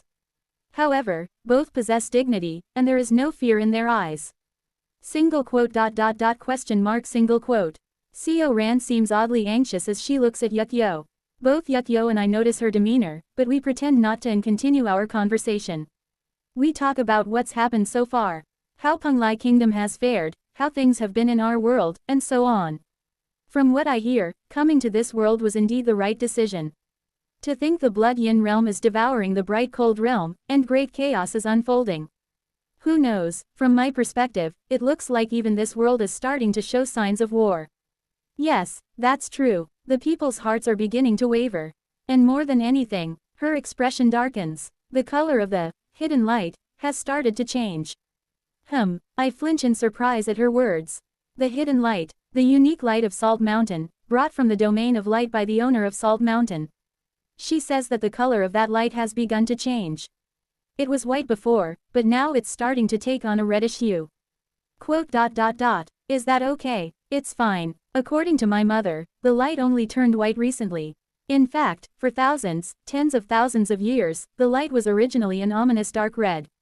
It's only recently that it became a clear salt-like color, and now it's just returning to its original state. So the light of Salt Mountain was originally an ominous dark red. It's a strange thing. There's no need to worry too much. The Crown Prince, who will succeed the throne, has vowed to prevent Penglai Kingdom from being swept into chaos, no matter what. With that child's abilities, I trust him. Is that so? If you say so, I'll take your word for it. I nod and change the subject. By the way, could you perhaps take care of this child for a while? I point to the child Oh Yun-sok had brought with him, and Yukyo agrees readily. As it happens, I was in need of an attendant. I'll take good care of her. She reaches out to the child with a kind grandmotherly smile. As expected, Oh Yun-sok's face brightens, but a problem arises. The child refuses to leave his side. What to do about this? Yukyo smiles softly. In that case, let's do this. Sir Yun-sok, why don't you stay at the royal palace with the child for a few years? That way, you can help her adapt to this place and she'll be able to comfortably part with you. Oh Yun-sok glances back and forth between me and Yukyo, then looks at the child again. Eun-yun, it seems I'll have to stay here a little longer. It's fine, do as you wish. However, I'll need to continue my journey westward, so it may be some time before we meet again. In the end, after some hesitation, Oh Yun-sok decides to remain at the royal palace of Penglai Kingdom. To help the child part from him, he chose to remain with her for a few more years. We leave that place and continue westward. By the way, Seo Ran. Yes, senior. I ask her a question. Why were you acting like that in front of Yukyo earlier?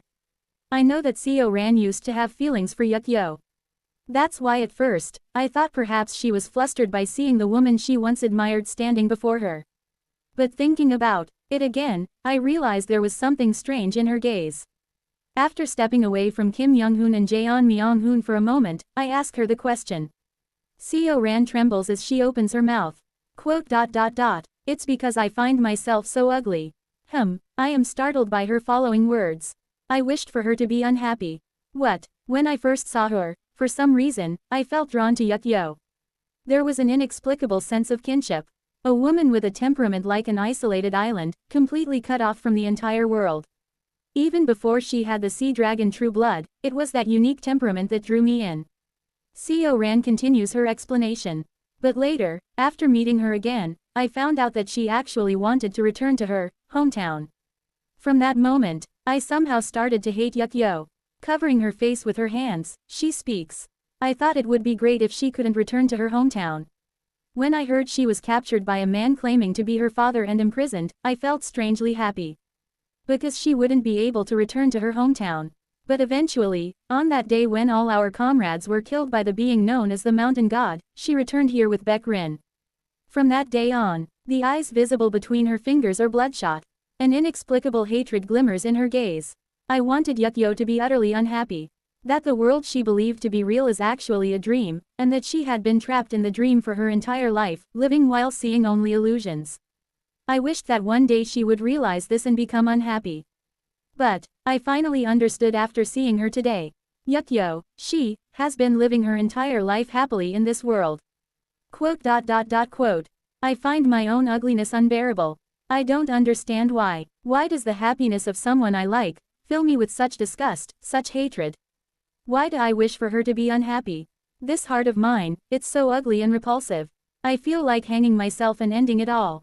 This is the first time I'm hearing about such inner thoughts from Seo Ran.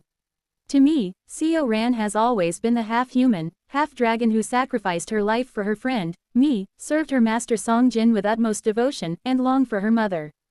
To see such a Seo Ran, harboring such jealousy and hatred toward someone, and at the same time, blaming herself is almost a first for me. What should I say? After thinking for a moment, I silently embraced her. Quote. That can happen. Quote. You can hate and despise someone. I also have people I deeply detest and despise. For example, Yuan Li, Seo Weol, and the Mountain God. Those three are people I can never forgive in my heart. And that's fine. It's not your fault. Seo Ran starts to cry. It's okay to blame yourself. It's okay to feel hatred. But before all that, don't forget that I'm by your side. What am I? That senior is doing this for me. What else? Are you not my friend? I pat Seo Ran's shoulder and smile. Wiping her tears, she speaks with a somewhat lightened expression. Thank you for saying that. Isn't that what friends are for? I can always comfort you, so do not worry. Why do I keep meeting Cheonmin Ryong, Seo Ran, and others who change every lifetime and try to maintain my relationships with them? The reason is simple. It's a truth I realized through repentant enlightenment under Cheonmin Ryong. A heart once exchanged remains within me. And even if the person I meet again is someone different, even if they have no prior connection with me. If they are a person I can exchange hearts with, it's simply forging a connection again. And even if the people I meet again in the next life have become complete strangers, they are just people with whom I can share my heart with. With that, as I listen to Seo Ran's hidden emotions, I continue heading west. About 2 years pass. On the day marking our 92nd year in this world, I look far to the east. The time has come for Cheonmin Ryong to go. Quote. Something has come up with my master, so I will be leaving for a bit. I am enjoying a game of mahjong with my comrades in a country west of Penglai Kingdom when I hear the will of Cheonmin Ryong calling me from afar, and I rise from my seat. Alright, go ahead. After getting permission from my comrades, I immediately use the ground shrinking technique through immortal arts and instantly traverse Penglai Kingdom, Shengxi, Yangguo, Biokra, and finally reach the heaven-treading desert. Pot, the center of the heaven-treading desert. The place where Ascension Path is located, also called Ascension Forest. At its center, I head to the place where the Ascension Gate used to open within the original head realm, where a large shrine has now been built. In front of the shrine, GWAKM is sitting in lotus position. Senior brother, has the time come for master to go? Is master inside? It's when I hurriedly try to enter the shrine. Chiok, GWAKM moves their massive body, blocking my entry into the shrine. Quote. Senior brother. Quote. I told you not to call me senior brother. Quote. For now, let me see master. GWAKM looks down at me and says. No, what? It seems you still haven't grasped a clue regarding immortal arts. Isn't that right? Quote. It's embarrassing, but yes. Master sent you on a journey to grasp an understanding of immortal arts. But if you still haven't even grasped a fragment of it, you cannot go inside. What are you saying, senior brother? Even so, how can you prevent me from seeing master's last moments? In my shock, I shout, and GWAKM growls at me. Someone who can't even follow Master's teachings has no right to witness his final moments. If you truly wish to see Master's last moments, bring forth your own immortal art as Master instructed. No, even if you can just grasp the beginning of your own immortal art, I will let you in. What kind of nonsense is this? I grit my teeth and begin to prepare my immortal art. If you continue to block me, I will force my way in. Ha! Someone like you. Oodooduk. I use immortal arts. Through the formula of the immortal art examination of doubts, I begin to vaguely rearrange the laws of this world. The immortal art of rain, clearing, cloudiness, want of connection, crossing, inner diagram, and outer diagram. Keying. The laws of the world blur, and the authority and principles I had in the original world begin to return. Woodooduk. I can't reach the integration stage, but, with the power of the 4-axis stage. It's when I try to use the attraction force of the 4-axis stage to move GWAKM out of the way. Quadoodoodooduk. Quote. Exclamation mark question mark quote. In the next moment, GWAKM grabs my shoulder and crushes me. Simultaneously, I feel my knees sink into the ground, and all of my authority collapse. Don't mess around. What, do you want to claim this as your true strength? Do you feel wronged? You're weak. Even if you bring all the strength you've cultivated from the outside world and face me, I can crush you like pulp at any time. GWAKM growls as they look down on me. The difference in our skill is far greater than anything you can imagine, far beyond what your mind can conceive. I surpassed Master a long time ago, and I only bow to him out of respect. So please don't act out. Don't provoke me. Don't make me want to kill you right here and now. Crunch. They tighten their grip on my arm even more. Weakness is vice. Because you're stupid, dull, and weak, you don't even deserve to witness Master's final moments. Get lost this instant, and come back after grasping a starting point on your immortal art. Until then, you won't be able to take a single step inside. Kugugugik. I tremble as I sense the unfathomable power GWAKM had kept hidden. Have you reached the entering nirvana stage? Such overwhelming power that can't be explained otherwise. But GWAKM merely lets out a snort. Ha, are you trying to make me laugh? Get lost. Thud. They kick me. Kayak. I feel my insides twist and cough up blood. GWAKM stands like a great mountain, blocking the entrance to the shrine. So distant. Just what is the identity of this person? Just how much power are they hiding? Facing GWAKM's immense power, I grit my teeth and speak. I will definitely bring back the beginning of my immortal art. So, can't you let me in just for today? But GWAKM only looks down at me coldly. No. Quote. Crunch. I bite down so hard that blood oozes from my gums. I spit out the blood pooling in my mouth and get up from where I've fallen. I'll leave for today. It's not just today. Until you grasp the beginning of your immortal art, you will never reach this place again. Pot. With a sweep of GWAKM's arm, I am instantly thrown outside Ascension Forest. Boodooduk. I try to re-enter from one side of Ascension Forest. But as soon as I take a few steps inside, I find myself outside the forest again. Quote. Exclamation mark quote. I try to enter once more, but the result is the same. GWAKM's immortal art has sealed off the forest, making sure I can't set foot inside. I stand for a long time, glaring inside Ascension Forest, before finally turning away. I will definitely return, senior brother. My own immortal art. I will definitely grasp the beginning. The presence of Cheonmin Ryong's immortal art can no longer be felt in this world. I return to my comrades and speak weakly. Quote. Let's continue our journey. Cheonmin Ryong told me to journey west and find the beginning of my immortal art. He said the clue lies in the distant western lands. Even if only to see his remains, I must continue forward. My comrades and I continue heading west.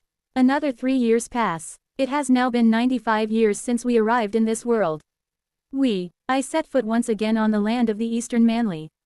I've circled the world. We tour the various places in Manly and return the howling repulsendent sword to its original tribe.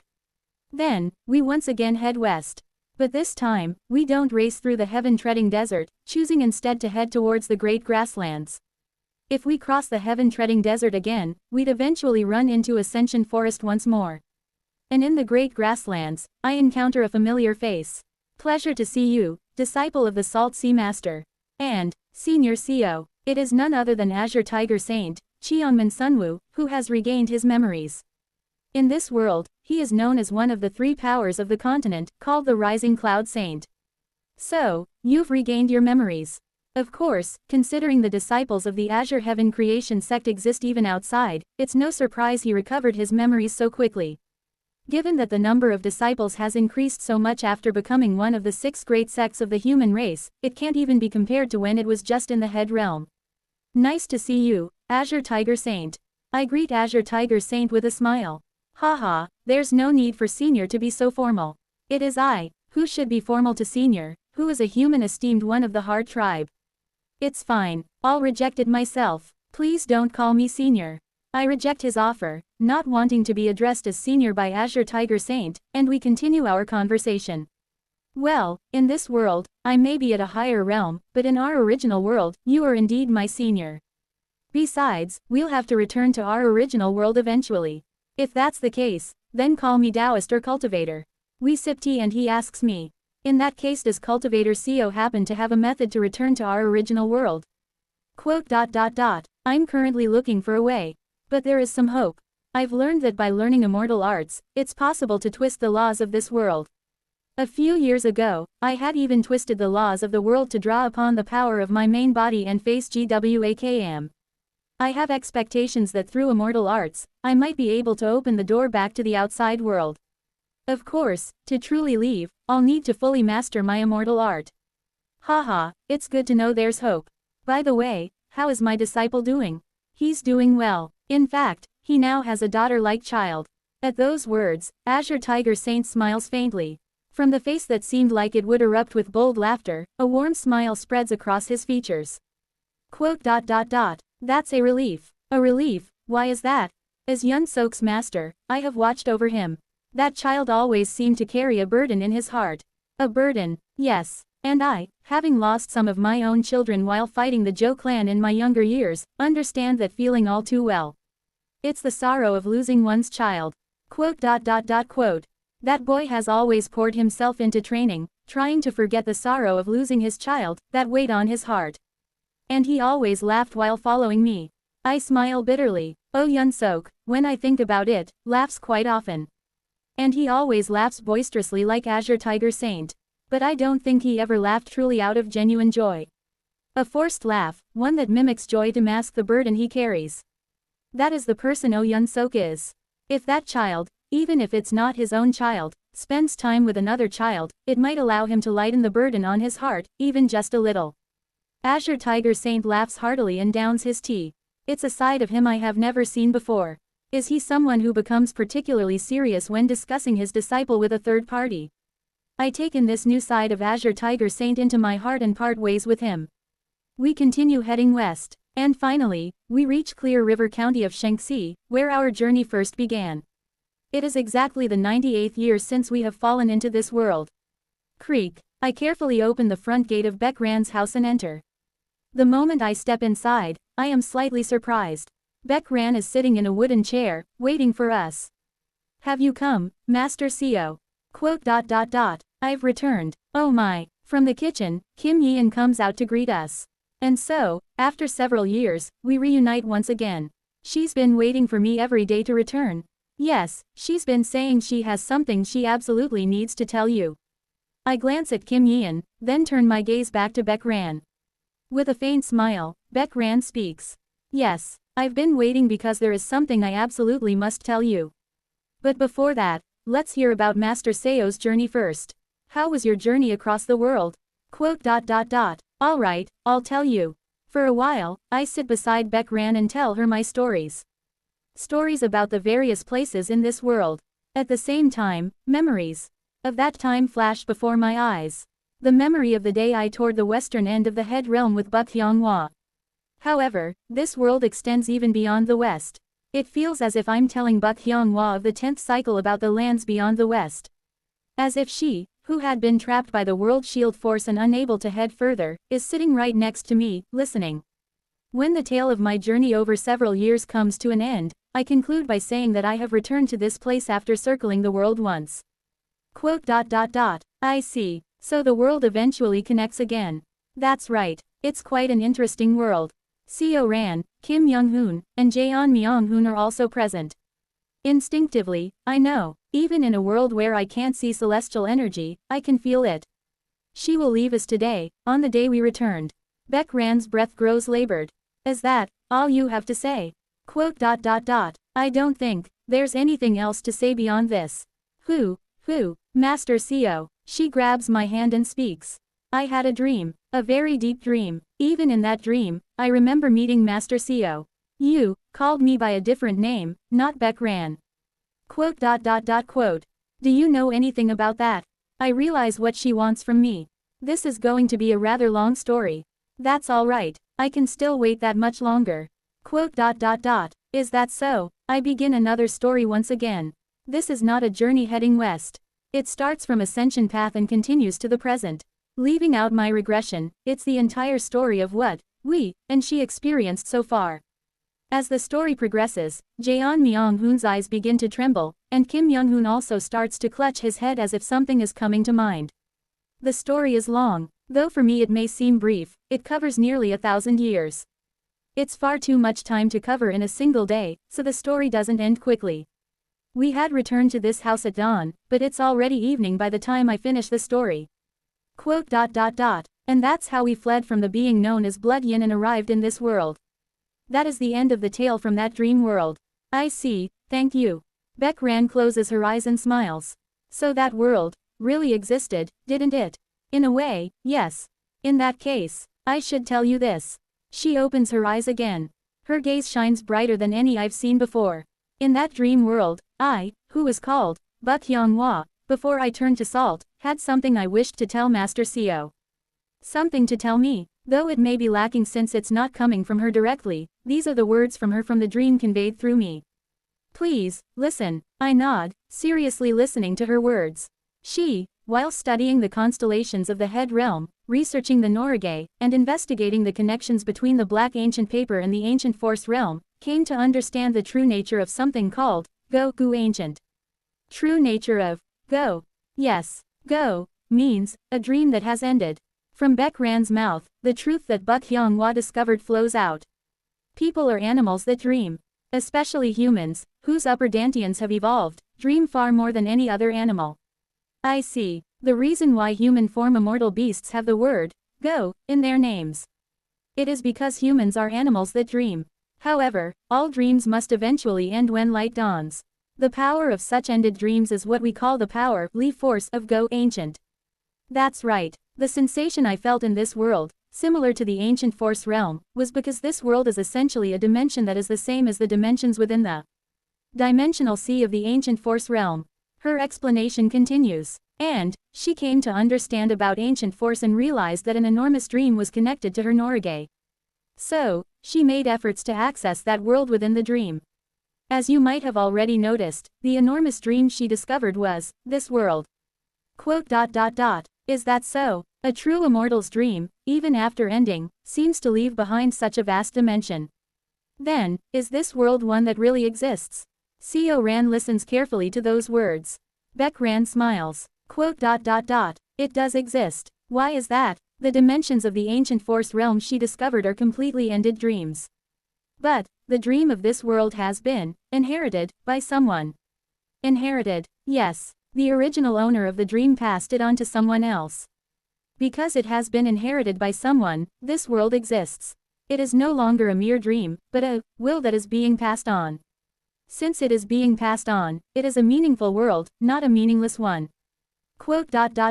Is that so? As I contemplate the meaning of the Ancient Force realm, Go, and the existence that inherited the world of Salt Mountain, Beck Rand's words continue. And the same applies to you. What? She grabs my hand. If what I saw in the dream is true, then you carry the greatest guilt and pain in your heart, more than anyone else in this world, isn't that so? I remain silent. That's right. Everyone was annihilated by the owner of Great Mountain. It was agonizing. The pain and guilt from that time are so severe that even my karmic fire went out. Do not blame yourself. What? Their hearts still remain within you, don't they? Her hand gently brushes over my chest. Now, it's time to stop punishing yourself.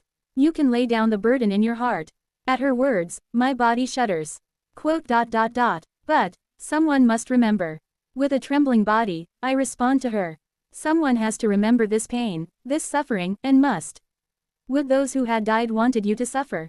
Sarek. Beck Rand's hand caresses my cheek. At her words, I look at her. From her face and demeanor, the image of her at the end of the 10th cycle flashes by. Ah, that's right. In the 10th cycle, she wasn't happy when I brought back Yuan Li's severed head. She simply wished for me to overcome the pain and keep living. Their deaths were undoubtedly painful. However, please forgive yourself. Because they do not resent you, nor do they wish for you to suffer because of them. But, because their heart has already been passed down to you, it is not without meaning.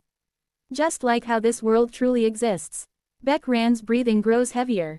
So please, learn how to forgive yourself. Those were. She leans her body against the tree trunk and closes her eyes. The words she wanted to pass. Quote. And then, Beck Rand falls asleep. Tuck, Tuduke. Raindrops begin to fall. The sky is stained with dark clouds. Kim Yeon checks Beck Rand's pulse with a trembling voice and shakes her head. Buk Hyunghwa, Beck Rand, has left just like that. Quote. Let's first move her inside. Kim Young-hoon begins to speak, and I rise from my seat. I need to go somewhere for a moment. Please take care of her body. I turn around immediately after finishing my words and take a step. Using the ground shrinking technique, I cross Shaanxi, Yangguo, and Biokra, arriving at the center of the heaven-treading desert. There, I clutch my chest. Senior brother, can you hear me? Tuck, Tuduke. Even in the desert, dark clouds form, and raindrops begin to fall. Today, you must let me in. One step. I take a step forward. Normally, after taking a few steps, I would find myself outside again. However, for some reason, I feel as though I understand the distorted principles that GWAKAM has laid out. Step. Piercing through the principles of the immortal art, I keep walking deeper into Ascension Forest. Someone like you dares to enter this place. Yes, I now believe I can enter. To cross through here, you'll have to face hell. Warurururuk. Flames begin to ignite all around me. The scorching tribulation fire burns the entire forest, pressing down on me. Soon, the surroundings transform into a burning hellscape, with smoke rising all around. Everywhere turns to charcoal, reduced to ashes. I continue to cross through the fiery hell. Pasasasasa. At some point, all of Ascension Forest has burned down, and the surrounding area has transformed into a desert. In that moment, I realize. This desert, it's not just an ordinary desert. It's a familiar one, but it's not the heaven-treading desert. This place is. Yes, it is the yet unnamed integrated Tao domain of mine. The manifestation of the Great Desert to Dead Sea, an endless desert world. GWAKAM's immortal art has thrust me into my own desert. Waruruk. I brush against the scorching tribulation fire. This tribulation fire is the product of my own guilt. Monsters made of charcoal wail in agony from all directions. Those monsters are my own pain. Step. Please let me in. This junior brother has grasped the beginning of his immortal art. I begin walking through the desert, paying no mind to any of it. Master said that immortal arts is the act of twisting the world with the heart. Until now, I've been learning basic immortal arts while steadily building my understanding of it. Warururuk. The tribulation fire grows even hotter. And until now, I have wandered the world, wondering what stronger immortal arts are like and what kind of immortal art would suit me best. Warururuk. The heat of the tribulation fire reaches its peak, and the world seems to turn white for a moment. At the same time, the desert begins to melt. The charcoal monsters begin to condense. I have pondered about what I could do to not lose anything anymore, about what I could do to protect what is precious to me. But, it is only today that I understand. The words Buk Hyunghwa passed to me through Beck Rand. Forgive yourself. The words that Azure Tiger Saint subtly passed to me as if speaking to Oh Yun Sok. Lay down the burdens of your heart. The clue that Cheonmin Ryong had given me. Effort alone won't do. Tuck, Tuduke, Tududududuke. Swa. Raindrops begin to fall. As rain pours down on the endless desert, the heat of the desert cools. Thud, thud, thud, thud. My body starts to grow larger.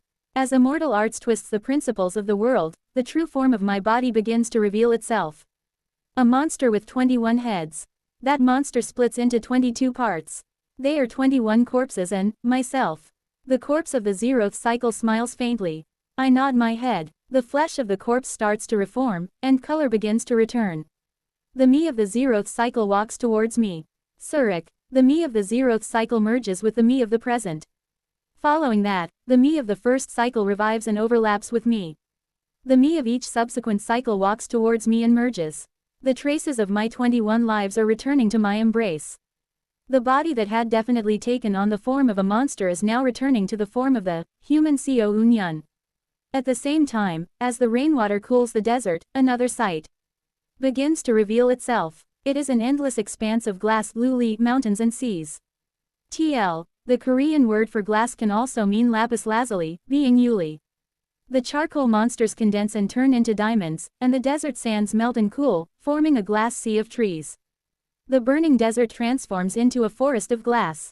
Then, my 21 corpses revive and overlap with myself. In the end, in obtaining one's own immortal art, while effort is important, isn't it also necessary to look into one's own heart? The moment the glass forest is completed, I pass through the glass forest once more, arriving at the very center of Ascension Forest. Before the shrine of the Salt Sea Master, I have grasped the starting point of my immortal art. If I refine this method I've created, by the time I reach the true immortal realm, I will definitely have obtained my own immortal art. 5 Surpassing Paths to Cultivation. Yin Soul Ghost Incantation, White Orchid Blessing Incantation, Black Blood Tears Flower, 5 Elements Blood Curse Banner, Black Ghost Curse Banner, Extinguishing Realm Demonic Curse Banner, Silica Earth Great Wall Practice, Wonderfully Mysterious Innate Heart Cannon, Taiji Quaking Lightning Body, Vast Cold Formula, Devil Legion Terracotta Scroll, Ghost Immortal Kui Devilish Secrets, 6 Extremes Yin Thunder Body, Summoning Wind, Dragon Transformation, Azure Spirit Starlight Quintessence Great Method, Great Mountain Splitting Emperor Technique, Mysterious Bazaar GU, Spirit Sealing Bodkin, Dragon Form Disguise Method, Hidden Consciousness Technique, Flower Soul Filling the Heavens, Extinguishing Divine Tribulating Heavens Technique, and the Canvas of Myriad Forms and Connections, 1000 Lusters to Forest Sea, Great Desert to Dead Sea. All the methods I've learned and seen so far are fully melted and integrated, forming the potential for my own immortal art. Crystal Glass to Treading Sea, Bo Li Dao Hai Sheng. Co Unyan's Innate True Method. Crystal Glass to Treading Sea. This is the answer I present regarding my own immortal art. That should do it, right? I'm going in. I walk straight towards the shrine that no one is guarding. GWAKM doesn't particularly stop me. Inside the shrine, at last, I can see the last moments of Cheongmin Ryong. He is sitting in a lotus position, his eyes closed. His corpse is still clean, as if he just died moments ago. Had I not sensed the absence of life, I would have thought he was still alive. Master. I stare blankly at Cheongmin Ryong for a moment. And then, I bow, once, twice, thrice, 9 times. And finally, when I give the 10th bow, pot, a pure white radiance bursts forth from Cheongmin Ryong's body. Hiat. I take a sharp breath. It's Cheongmin Ryong's soul. Cheongmin Ryong's soul looks at me warmly from within the radiant glow, then rises up to the sky and scatters. Tiny particles of light, like grains of salt, fall to the ground. Have you been waiting for me? And then, I hear someone's voice from up ahead. You fool. Senior brother. Even after Master took his last breath and his life was severed, he insisted on seeing you complete the first step of your immortal art, waiting for you till the very end in that vessel. TL. It's not made clear if it means fate or life. I look ahead, into the darkness of the shrine. There, stands GWAKM. I blink my eyes. GWAKM's appearance is one I'm seeing for the first time. They are no longer dressed in their usual rags and bandages, but in a deep, dark red robe. The robe is covered with the faces of countless screaming humans. Their hair, long enough to reach their waist, has a deep, navy blue hue. I can't see their face because they're kneeling, facing the other way towards a tablet. The tablet bears the inscription, Salt Sea Supreme Deity, Xian Hai Shangdi. There's what I said to you before, and Master's lingering thoughts also requested it, so, killing you will be in the distant future. Pardon, what do you mean? I said let's meet above, didn't I? You fool. ! At those words, my eyes bulge wide. There's only one person who's ever said that to me. You, could it be? I realize GWAKM's true identity, and I feel my eyes reddening with veins of blood. Why are you here? What do you mean, why? Isn't it obvious? I'm the gravekeeper. They speak in a gloomy voice. I am the gravekeeper who guards the spirit tablet of the Salt Sea Supreme Deity, the owner of Salt Mountain, my master. Rather than someone who dares bring in things like snakes, as his disciple, I am far more devoted. So why is it, Master, that you sought to take in a new disciple? How could you show such a contradictory stance to the words you spoke to me at the end? Quaduduke. Quote. Exclamation mark quote. I feel one of my arms being torn off. The bracelet Hong Fan gave me rolls on the ground along with my arm, then instantly turns into red salt. Now scram. You've learned everything there is to learn. Next time you come to the spirit tablet, don't rely on artifacts for shortcuts. Come with your own strength. I will face you then. TSTSTSTSTSTSTSTs. The space around me begins to distort. The entire world becomes blurry. At the same time, I feel a sense of alienation between myself and this whole world. The world of Kung Lai is ejecting me. No, it's not just me. Kim Young-hoon, Jaeon Myung-hoon, Oh Yun-sok, Kim Yeon, Azure Tiger Saint, and all the others are being expelled as well. I realize who the figure was that spoke to me on the first day. The administrator of Kung Lai, the gravekeeper, the successor to the owner of Salt Mountain.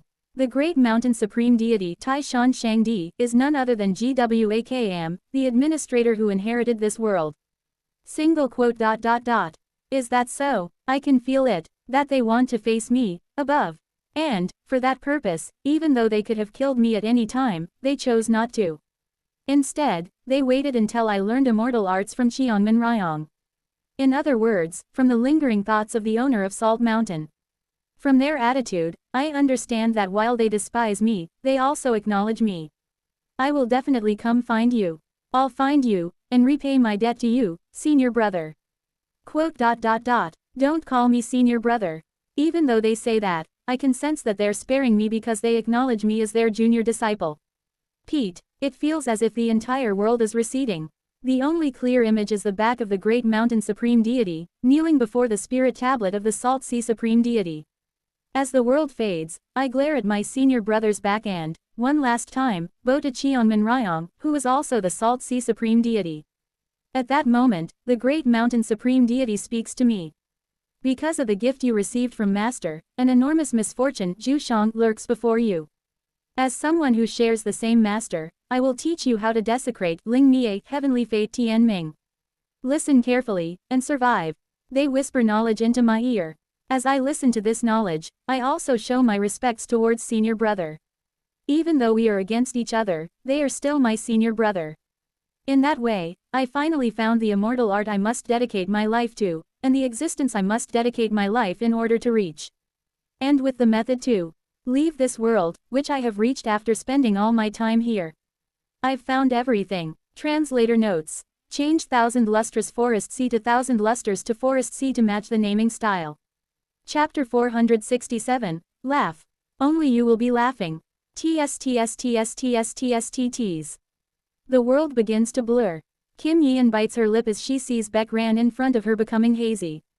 As the whole world distorts, she realizes that her own body is also becoming blurry. The world blurs because she is being expelled from it. However, the reason she herself appears blurry is because her eyes are filling with tears. Hyunghwa, do you know? She speaks to Buk Hyunghwa, standing before Baek Ran's dead body. I don't want to lose anyone. I don't want anyone to leave my side. The person known as Vast Cold said that this heart of mine is also love. But, she holds on to Baek Ran's increasingly blurry corpse as she continues. You told me, didn't you? To just bury you in this world and that I should fly away. As the laws of the world return, her strength gradually returns, and the image of a bird is engraved on Kim Yeon's face. But, what should I do? I don't think I can leave you here and fly away. I came all the way to save you, but what should I do with you? Sarek. Just then, a soft hand brushes Kim Yeon's cheek. It is the soul of Buk Hyunghwa, bathed within the pure white light. Her soul, reincarnated in this world using Baek Ran's body, appears as she did in her youth, during the most beautiful time of her life. Do you know, as if she had regained all the memories of her past life, Buk Hyunghwa's soul looks warmly at Kim Yeon and speaks. They say a person is made up of three things. The chi of the flesh, the soul of the spirit, and the fate bestowed by the heavens. Her eyes meet Kim Yeon's. Before I became salt, I prayed to the heavens. Even if I died, I wished for something of me, even the smallest thing, to remain with you. I even earnestly prayed to the bird that formed my extraordinary pattern law talent. That my heart would be passed on to the one who remembers me. And, the bird on Kim Yeon's cheek. That bird touches Buk Hyung-hwa's hand. It seems my heart was not in vain. Kim Yeon recalls Buk Hyung-hwa's words. The extraordinary pattern law talent is, in truth, a single fate manifesting as talent in multiple people. If so, the essence of the talent she holds and the talent that the Mad Lord holds, their fate, is the same. Kim Yeon caresses her own cheek. Why did the Mad Lord's extraordinary pattern law talent transfer to her? Previously, she simply thought it was because the Mad Lord was her master. But now, she finally understands. Buk Hyung-hwa's heart, so earnest and desperate, had momentarily touched the heavens and was passed on to Kim Yeon. It may be difficult for you to understand just yet. Buk Hyung-hwa hugs her tightly. To you, and to the one you love. And, to everyone, I will give you the greatest gift I can, before I leave. A pure white light surrounds both of them. Buk Hyung-hwa, who had come to this world while researching the Norgay connected to the world of Salt Mountain. To that Buk Hyung-hwa, the entirety of her body becomes enveloped in a pure white light, like salt. As the light gathers, a single white orchid by Lan, Baekran blooms in that place. The mark of the extraordinary pattern law talent that Buk Hyung-hwa carried in her previous life briefly appears on her face before burning completely in the white light of salt. The ashes drift and merge into Kim Yeon's mark. Then, Buk Hyung-hwa's soul completely whitens, scattering into the void. Jing, a vast resonance echoes, and Kim Yeon suddenly finds herself in a certain space. As the laws of the world of Salt Mountain blur and Kim Yeon's consciousness is transported to an entirely different dimension, she sees a massive bird sitting before her. In a trembling voice, Kim Yeon asks, "Just who are they?" The bird answers, "It is a key, the law talent for liberation. A saint Shengzi comparable to your kind, created by a great god." The bird continues speaking, that though it has been passed down to them, for those slaves of death to accept it, a price must be paid. That she, the successor of the Tridakna vast cold heavenly king among the slaves of death, must choose whether to accept it. Kim Yeon stares at the bird for a moment before finally opening her mouth. "I will accept, because thy art, no, you are." She approaches the bird and embraces it. The fate, Hyung-hwa left behind. Before she knows it, the bird has transformed into the figure of Buk Hyung-hwa. The bird, now in the form of Buk Hyung-hwa, smiles faintly and merges into Kim Yeon. At the same time, a message from the bird, in the form of Buk Hyung-hwa, echoes in Kim Yeon's mind. That, as the Jo clan was cursed with mental regression, and Buk Hyung-hwa was cursed with full-body paralysis, she, having chosen it, will inevitably suffer sudden misfortune as the price. "I will accept any misfortune. I will carry it in my embrace." Then, someone laughs from within the darkness. "Not knowing the heart your master left behind, nor the heart of the child who handed you the key, you dare to claim the brilliance of Vast Cold and accept the masterpiece I've dedicated my life to. It's not because of Vast Cold's brilliance that I carry this. And, I do understand their hearts." Kim Yeon's eyes glow a light pink. Around her, threads of soft light begin to glow. Pasasasasa. Around her, light pink quince flowers begin to bloom one by one. Of course, I don't know everything yet. Just a speck. However, having received Hyung-hwa's heart, I will keep thinking about it as I live on. I don't know who you are, but... A wave of light pink flower petals overfloods around Kim Yeon. "I will accept it, and even if it's later, I will figure it out." "Is that so?" Someone laughs again from within the darkness. "I've heard your resolve." Then, as the creator of the key and the master of the extraordinary pattern law talent, as the creator of the pseudo-ender liberation law talent, I will bestow upon you sudden misfortune as the price for receiving the key. From deep within the darkness, something massive flies towards Kim Yeon. "Until the day you reach the 33rd heaven, as long as you borrow the power of the liberation law talent, you shall never speak a single word. Your tongue, other than being used for tasting, may convey no meaning, and your will shall only be expressed through your actions. Through no means with your mouth shall your meaning ever be expressed." Pot. Something is pulled from Kim Yeon's mouth and is bound in the darkness. She instinctively realizes. That was her word spirit, Yan Ling. From now on, she will not be able to communicate with anyone, neither through her mouth, voice transmission, her consciousness domain, nor through hard language. That is the price for accepting the liberation law talent, having accepted Buk Hyung-hwa's heart. Though it is a wretched misfortune, Kim Yi-eun closes her eyes and accepts it. Because even if she can never speak to her loved one again, even if she can never say the words, "I like you," from her lips again, the faith that her most dearest friend left behind is now embedded deep within her as well. Because the traces of Jo Yeon and Hyung-hwa have been passed down to her. With firm resolve, Kim Yi-eun completely leaves the space within the darkness. To continue moving forward, to continue reflecting on the hearts of Jo Yeon and Hyung-hwa. And within the darkness, the one who bestowed upon Kim Yi-eun the liberation law talent and the sudden misfortune smiles faintly. I have kept my promise. Obsidian, vast cold, golden divine, and my old master. They curl their body into an even deeper part of the darkness where no light reaches, and closes their eyes. I have protected one of them. Oh Yun-sok looks at the child gradually fading before his eyes. It has been several years since he began staying at the royal family of Kunglai Kingdom. Before he knew it, the child he had picked up had overcome her gloomy past, and now considers Oh Yun-sok as her true father. Ha ha, he laughs. Ha, ha ha, ah ha ha, he continues to laugh. Memories from another time flow into his mind. Memories spanning approximately 700 years.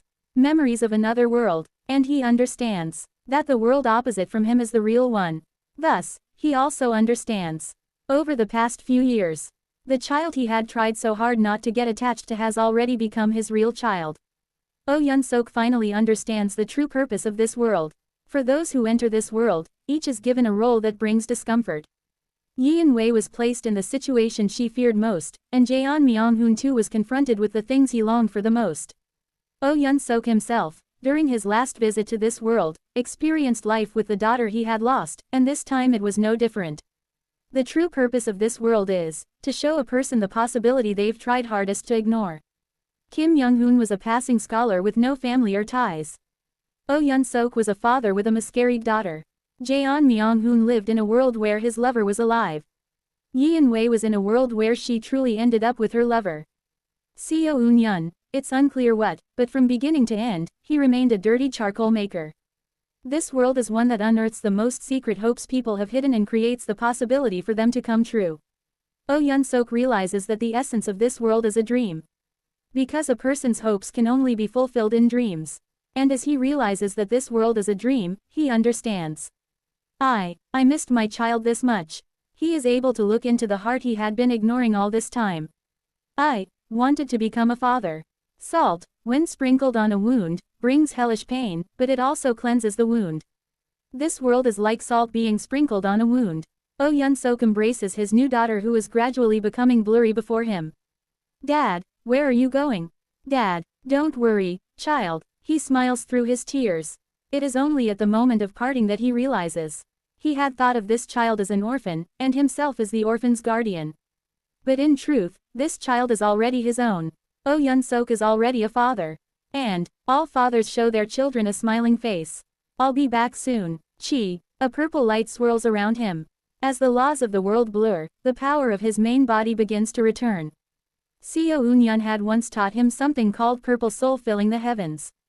He said that purple soul filling the heavens, which holds the potential for the evolution of all living things, would align well with the bone armor treasured origin art Oh Yun-sok had begun to learn. And today, on this very day, as Oh Yun-sok realizes his fate, he comes to understand the true meaning of purple soul filling the heavens. A message of inheritance to pass on to someone. Sururuk. Within the world of Salt Mountain, the law of purple soul filling the heavens enters. That law becomes a single flower bud, which is placed in the hands of Oh Yun-sok's daughter. So, just sleep for 10 more nights. Sarararik. Oh Yun-sok's purple soul filling the heavens turns into a China aster flower and is placed in his daughter's hand. Oh Yun-sok's daughter looks into his eyes and smiles. You have to come back, Dad. Of course. You trust Dad, right? Her figure gradually becomes fainter, and finally, she completely disappears. And then, Oh Yun-sok cries. He wanted to be a good father. But because he was just a few minutes late to the hospital, the child was lost. That's why he always lived with self-blame. However, in this world, he became a father. And at last, as he is able to lay down that self-blame, even if only a part of it. Oh Yun-sok vigorously stops crying and laughs. Life is. His comrades are gathering again. The guests who came from the outside are all heading back together. Pleasure. Let's laugh with pleasure. Let's laugh at any time. For the daughter he will meet again someday. That's the resolve he makes. Someday, I will definitely reunite with my entire family, and together, we'll laugh. Reuniting with his entire family and laughing together. From that day on, that became Oh Yun-sok's goal. The method to desecrate fate. The image of Great Mountain disappears. At the same time, I realize that I am gathered together with my comrades, being expelled somewhere. Pot. The salt crystal Noragage follows me and lands in my hand. Oh Yun-sok shouts, pleasure. Kim Yeon has a pure white bird drawn on her cheek, and everyone else is making their own expressions. But my face darkens. That great mountain supreme deity said an enormous misfortune lurks before me. If even a madman who grinded the entire universe to dust says it's an enormous misfortune, then just what kind of misfortune is it? Of course, it wouldn't be from their perspective. They are the owner of Great Mountain, one of the most revered divines in the entire universe. Among the words Young Sung spoke while I was trapped in the cycle of infinite regression. Only the oldest one and the owner of light could suppress the Great Mountain Supreme Deity by force, meaning they must be within the top 5 in the entire 3,000 great thousand worlds. If even by their standard it's a misfortune, then there's no solution except suicide, so there's no point in thinking about it. It must be a great misfortune from my perspective. Then what exactly is the misfortune? I grit my teeth. Whatever it is, this world has always been unimaginably cruel to us. There is nothing more I can afford to lose. Wu Wang. Gradually, my strength returns. I draw forth my will, and together with attraction force, I begin to use immortal arts. Kugugugek. The world distorts, and I feel us being nearly completely expelled from Salt Mountain. What comes into view is the interdimensional void. It is the domain of infinite vestiges, and the Middle Realms area. Uduk. As soon as I enter the interdimensional void, I immediately draw forth attraction force and immortal arts, joining my palms together. Pot. I first try to evacuate my comrades to the nearest middle realm. I sense the closest middle realm. The 2 closest middle realms possessing devilish energy. Pot. I send my comrades flying directly toward the true devil realm. Before they even have a chance to speak. And after I send them to the true devil realm, I try to follow them by bending space with attraction force. That's when it happens. Space doesn't bend. Attraction force does not occur. No, it feels like the entire surrounding chi has dried up. What is this? Suddenly, I feel a chilling sensation in my head. Wait, when I sensed the middle realms just now, I felt 2 middle realms with devilish energy. One was the true devil realm. Then what was the other one? With a chilling feeling, I turn my gaze towards the other middle realm, the one that isn't the true devil realm. There, a red world resides. I have been waiting. Hiat. In an instant, I activate immortal arts. But right after, an overwhelming force squashes my entire body, soul, integrated Tao domain, and the immortal arts I activated, killing me. That is my 20-second return. Time rewinds. I open my eyes. Did I die again? The last thing I saw in my final moment was the true immortal Zhen Xian Blood Yin Shui Yin filled with malice directed at me. Even though I've learned immortal arts, I can't stand against a true immortal who truly possesses their own immortal art. Then, I feel something strange. It's the interdimensional void. But that's not the issue. My comrades are around me. And Oh Yun-sok is shouting, pleasure, while a pure white bird is drawn on Kim Yeon's face. My mind freezes, and I immediately repeat what I had just done. I send my comrades to the true devil realm, and I quickly try to follow. But my attraction force and spells are rendered useless. Then, I once again notice the red world, staring at me from behind. I have been waiting. Crunch. Once more, everything about me is crushed, and I die. That is my 23rd return. Chapter 468. First day. Pete. My consciousness returns. It's that situation again. I gasp for breath and look around at my comrades. Oh Yun-sok is still wiping away his tears while laughing, and Kim Yeon, with a solemn expression, still has the white bird drawn on her face. Jaeon Myung-hoon is trembling, as if recalling something, while Seo Ran has returned to his original form, and Hong Fan looks around in confusion. Hurry. Using attraction force and immortal arts, I tear open an entrance to the true devil realm, throwing my comrades in before attempting to follow them in. However, the moment I try to enter the true devil realm, my body is forcefully repelled. At the same time, all of my strength is forcibly sealed. I have been waiting. An all too familiar will follows. Wait, Chief Judge, Kukwik. Without even giving me time to speak, I am crushed. The last thing I remember is one phrase from Blood Yin. I don't know about anything else, but I can never forgive you for summoning them inside my friend. My consciousness sinks. That is my 24th return. The first moment of the 24th cycle. Hyok. I tremble uncontrollably, clenching my teeth. I look around again. It's still the same. The point of my regression has been fixed in the worst possible form. Ah, no. I feel my mind going blank as I grit my teeth. Time has been fixed. I need to find a way. I need some method to escape this situation. For now, let's try not using attraction force. I suppress attraction force, seal all my spiritual power and spiritual energy, and push my comrades far off into the interdimensional void before holding my breath myself in the darkness. R Alpha ABS. The next moment, I have been waiting. This F. Crunch. That is my 25th return.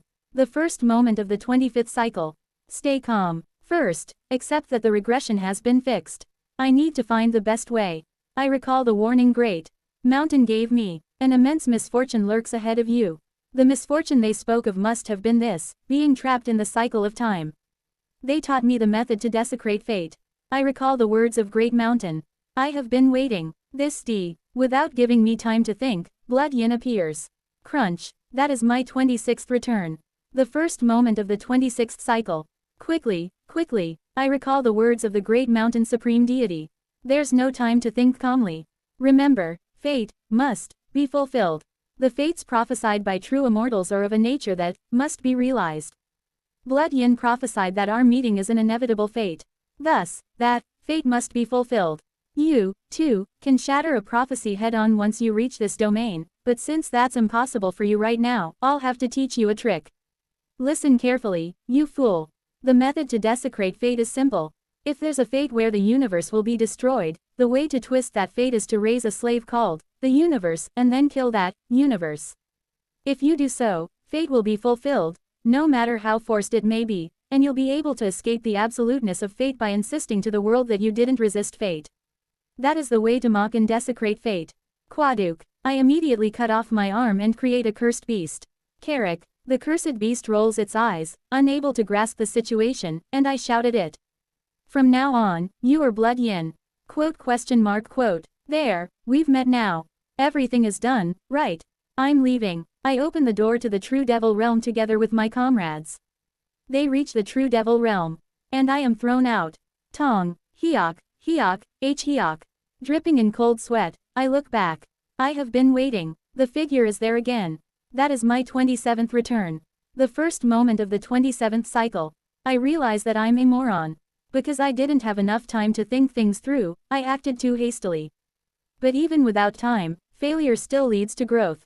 More of Great Mountain's words come to mind. Of course, a being on the level of a true immortal wouldn't leave behind such a sloppy loophole. For example, even if you raise a slave called the universe, if that slave only shares the name with the universe and nothing else, the identity likely wouldn't be accepted. So, to bypass fate using such a sacrifice, you'd at least need to bring in something like a small universe. If it truly possesses the same essence as the entire heavenly domain, then it's possible to forcefully fulfill the fate. I have been waiting. At least give me some time to reflect on the past. 28. TL. One of the two ways to say 28 is similar to this fuck. Puduk. That is my 28th return. The 28th cycle. I have no choice but to recall Great Mountains, whispers, even faster in this ever-pressing time constraint. Therefore, the method to desecrate fate is to perfectly fulfill that fate on a smaller scale. By doing so, you'll build up resistance to that fate, making it difficult for the same fate to affect you twice. That is the only way for someone at your level to defy fate. In short, it's a kind of apotropaic magic. Like stepping in dung and encountering a small misfortune, thus avoiding a greater disaster. By warding off bad luck like that, just as I gained resistance, after seeing Governing Immortal and indirectly encountering higher beings a few times, the same resistance builds up against fate itself, allowing one to escape from it. It's like how a god cannot destroy the world twice with the same prophecy of a great flood. Of course, you'd still need the abilities of the sacred vessel stage for that. What am I supposed to even do? I've told you everything. Survive. Then, die by my hand. With that, my memory of Great Mountain's advice ends. Ha, what am I supposed to do? I have been waiting. Hold on, Elder. Crunch. Perfectly. Same essence. Small scale. Fulfill fate. That is my 29th return. The 29th cycle. Tong. As soon as the cycle begins, I send my comrades flying toward the astral realm, while I move to the true devil realm. Ha, ha ha, ha ha ha. I let out a cry of joy. I did it. Though separated from my comrades, I succeeded in being the first to enter the true devil realm without hesitation the moment the cycle began. According to Baek Woon's explanation, the true devil realm is practically the same entity as Blood Yin. The fate of meeting Blood Yin has been fulfilled. For now, if I move to the lower realms or another middle realm. And then, the sky of the true devil realm turns red. Interesting. In truth, they were originally one body. Though separated, they are the same entity, so I thought the fate of reunion was fulfilled. Single quote. Is it because the name is different? A name carries fate. The being who was once Yu Hao Te was renamed Blood Yin, and their fate has also changed. In that case, the true devil realm is not the same as Blood Yin. I have been waiting for you. You called upon them. You alone cannot be forgiven. But at the same time, because they were once the same entity, it's a world where they can interfere whenever they want, is that it? Feeling an overwhelming despair, I grit my teeth and pull out the last resort I can muster. Immortal cultivation is repentant enlightenment. Just like tiny grains of salt. Crunch. That is my 30th return. The 30th cycle. Heh, heh heh, heh heh heh. I feel my mind slipping from the 30th cycle. It feels so distant. There's no answer. Just how in the world am I supposed to escape from here? I sense that the being can follow me even if I escape to the ends of the universe. Even pulling out the phenomena extinguishing mantra won't work. I'll be killed before it activates. No, even if it does activate, the difference in level between me and Great Mountain is so vast that it would barely destroy the human realm territory and the surrounding area, let alone the heavenly domain. Extinguishing divine tribulating heavens. I invoke another immortal art that twists fate, the extinguishing divine tribulating heavens technique. A cloud of calamity obscures the sky, blocking fate. Do you know how many times I have suffered at the hand of the lightning immortal? Pukwik. The red world pierces through the black cloud and crashes down on me. I have waited a long time. Crunch. That is my 31st return. 31st cycle. Ha, ha, ha ha, ha ha ha ha ha ha ha. I laugh maniacally. Everything feels utterly hopeless, just as it did when everything was destroyed by the Great Mountain Supreme Deity. When I was tortured by Young Sung, I did recover my memory at the last moment, but since I lost the memory of me within the countless regressions, it didn't feel this distant. But this time, I can feel it very clearly. That there really is no answer. I am trapped in this timeline. Hoo-ha, hoo-ha ha ha ha ha. I have been waiting. Hoo-ah, crunch. That is my 32nd return. 32nd cycle. Hoo-ah. I hurl myself at Blood Yin with every bit of strength I have. I die while only screaming. That is my 33rd return. 33rd cycle. 34th cycle. 35th cycle. You bastard. Do you know who I am? I am the current chief. Judges. Baduduk, badudududuk. I try to impersonate one of the beings of the underworld with the intensifying aura of death, but I die in the most excruciating way so far. That is my 36th return. 62nd cycle. 63rd cycle. 64th cycle. Zhengli, Zhengli, Zhengli. Young Sung, Young Sung, Young Sung. UXXX. Somebody, anybody, come here. Hurry, please. That is my 65th return. 222nd cycle. 223rd cycle. 224th cycle. Ho ho, Taoist blood. Do you know who I am? Sent by the oldest one, I am. Just who are you daring to impersonate? Jing, chi. I die experiencing not only every imaginable pain a human body can endure, but also the pain that can be endured by every living being of the bright cold realm, true devil realm, and blood yin realm. That is my 225th return. Which cycle am I on again? Ah, I remember now. This is already the 500th cycle. I feel my head aching as I think. Even as I keep dying, I think. In all 500 attempts, I've tried everything I could, using every plan and power at my disposal. I've shouted for Zhengli, I've even tried calling upon Young Sung and the heavenly venerable of time, and even the radiant eight immortals that Baek Woon once called upon. But the time given to me is too short. No matter what I do, I die in an instant. It's impossible to fight back. Even the method to defy fate that great mountain told me about cannot be attempted unless I reach the sacred vessel level. But I'm not even at the star-shattering stage, let alone the sacred vessel stage. My martial realm is at void-shattering, but still. Wait, as I meet my 558th death, something comes to mind. Can I do it? I grit my teeth as I organize the thought that just popped up in my head. There was a time when I even tried to return to blood yin, but that didn't work either. I just ended up dying a slightly more painful death. Asking for help from someone won't break this situation. I need to raise my realm. Right now, I must raise both realms of the heaven and earth tribes to reach the star-shattering stage. Crunch. 612th death. If I turn heaven, earth, and heart into the star-shattering stage, the three great ultimates will manifest. Moreover, within my domain, there is even the artificial star created by the Mad Lord. If I rise to the star-shattering stage, I'll be able to match heaven, earth, heart, and puppet. If I can do that, perhaps, with the realm of the star-shattering stage, I might be able to wield strength comparable to the sacred vessel stage. I'll rise to the star-shattering stage, use the strength of the sacred vessel stage to defy fate, and break through head-on. A head-on breakthrough, that is the only option left for me. Amidst endless deaths, I begin to continuously undergo repentant enlightenment from the chi-gathering stage to the star-shattering stage, all for the sake of a head-on breakthrough. 700th cycle. With eyes gleaming, I form hand seals. From now on, I will begin the star-shattering advancement ritual. Chapter 469, Star-shattering advancement. Starting from the chi-gathering and chi-refining stages all the way to the integration stage. There is a commonality in the advancement rituals for advancing through these stages. It is precisely the concept of building up. During the chi-refining stage, one builds up heaven and earth spiritual energy. From the chi-building stage, it's the spiritual power refined into pure spiritual force. From the core formation stage, spiritual power is even more densely packed inside the golden core, and in the nascent soul stage, spiritual power is divided and stored in the nascent soul. During the heavenly being stage, heaven and earth spiritual energy is used to build the heavenly circle. In the four-axis stage, the 5 elements and 5 blessings are used to build the earthly bearings.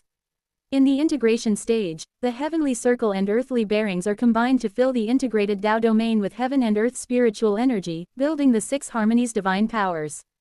This is the commonality across all immortal cultivation that begins from the chi-refining stage.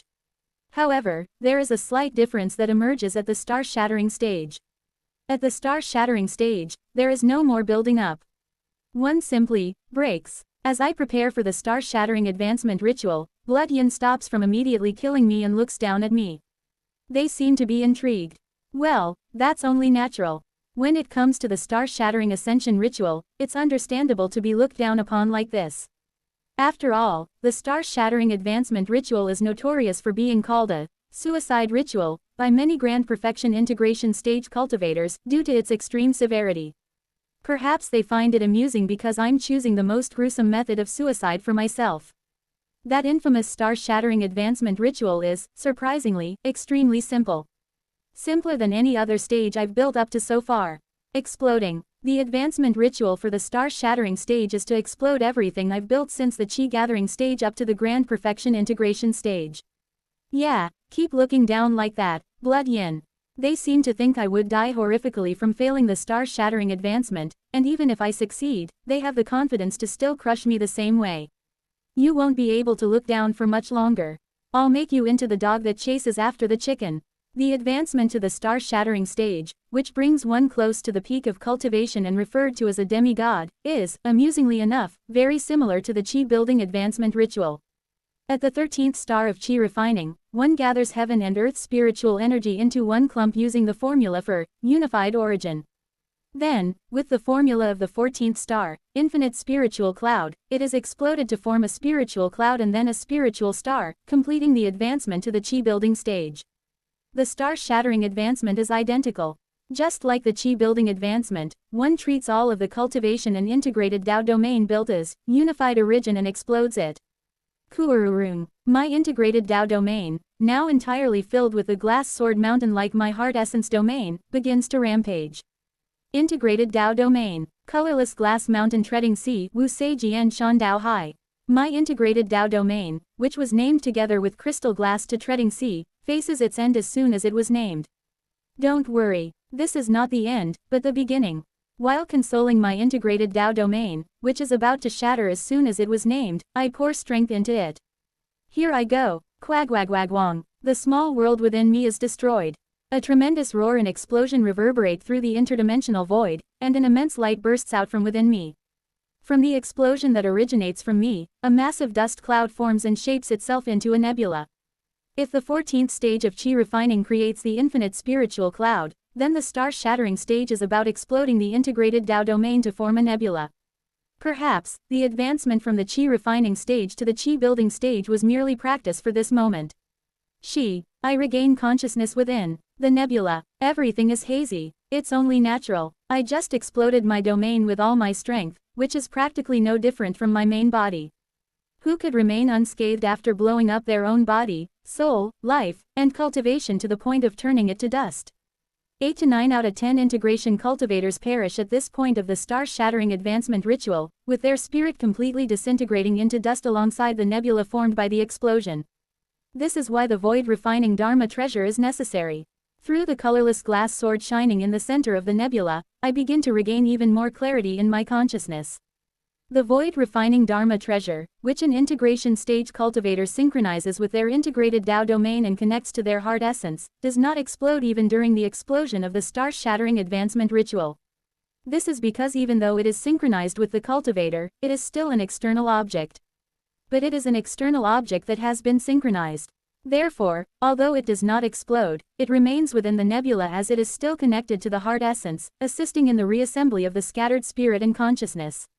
Ordinary grand perfection integration cultivators would move to the edge of the chaos realm when performing the advancement ritual, stabilizing the space and setting up formations around them to help condense their consciousness. By doing so, the sacred master of the middle realm could intervene to provide a faint amount of assistance. They could use the laws of the middle realm to help condense the consciousness a little. Of course, even with this assistance, 8-9 out of 10 still die. It wasn't something to worry about too much, Having already reached void shattering, I am able to quickly regain my consciousness even though it was completely scattered into the nebula. Rather than that, Blood Yin's heavenly demons infiltrate my nebula to interfere with my efforts to gather my consciousness. Judging by the fact that they haven't completely scattered the nebula yet, it seems they plan to crush me even more painfully once I fully reach the star-shattering stage. That arrogance will be what lets me escape. After completely ignoring the heavenly demons and keeping my consciousness clear, I proceed to the next step. Now comes the most crucial part. Once a grand perfection integration stage cultivator has fully regained their consciousness through the void refining Dharma treasure within the remains of their exploded body, that is when the true advancement begins. Just as the spiritual cloud is formed in the 14th star of Qi refining, and the spiritual star is created in the first constellation of Qi building. During the star-shattering advancement, one must use the nebula formed from the explosion of the integrated Dao domain to create a real star. Of course, it won't be at the level of a sun or planet, but rather a satellite like the moon.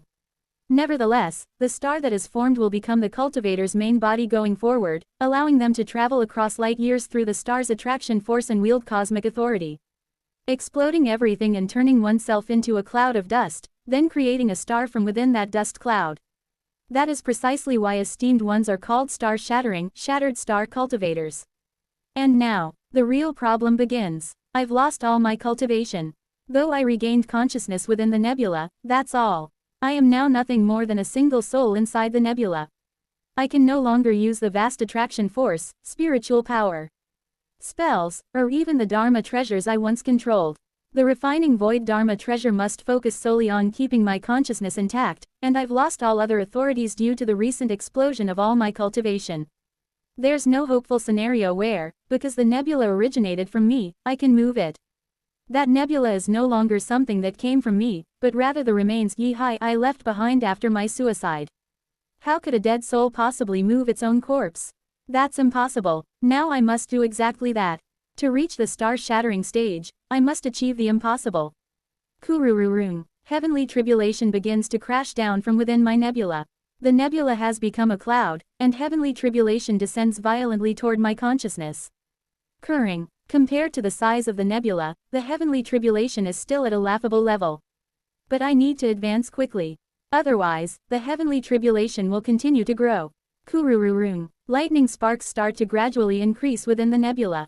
At first, it's just static crackling at the edge of the nebula, but gradually, the size and shape of the lightning become clearer. Even now, the tribulation matches the level of a late integration stage tribulation. If it continues to grow, I can't even imagine how terrifying it will become.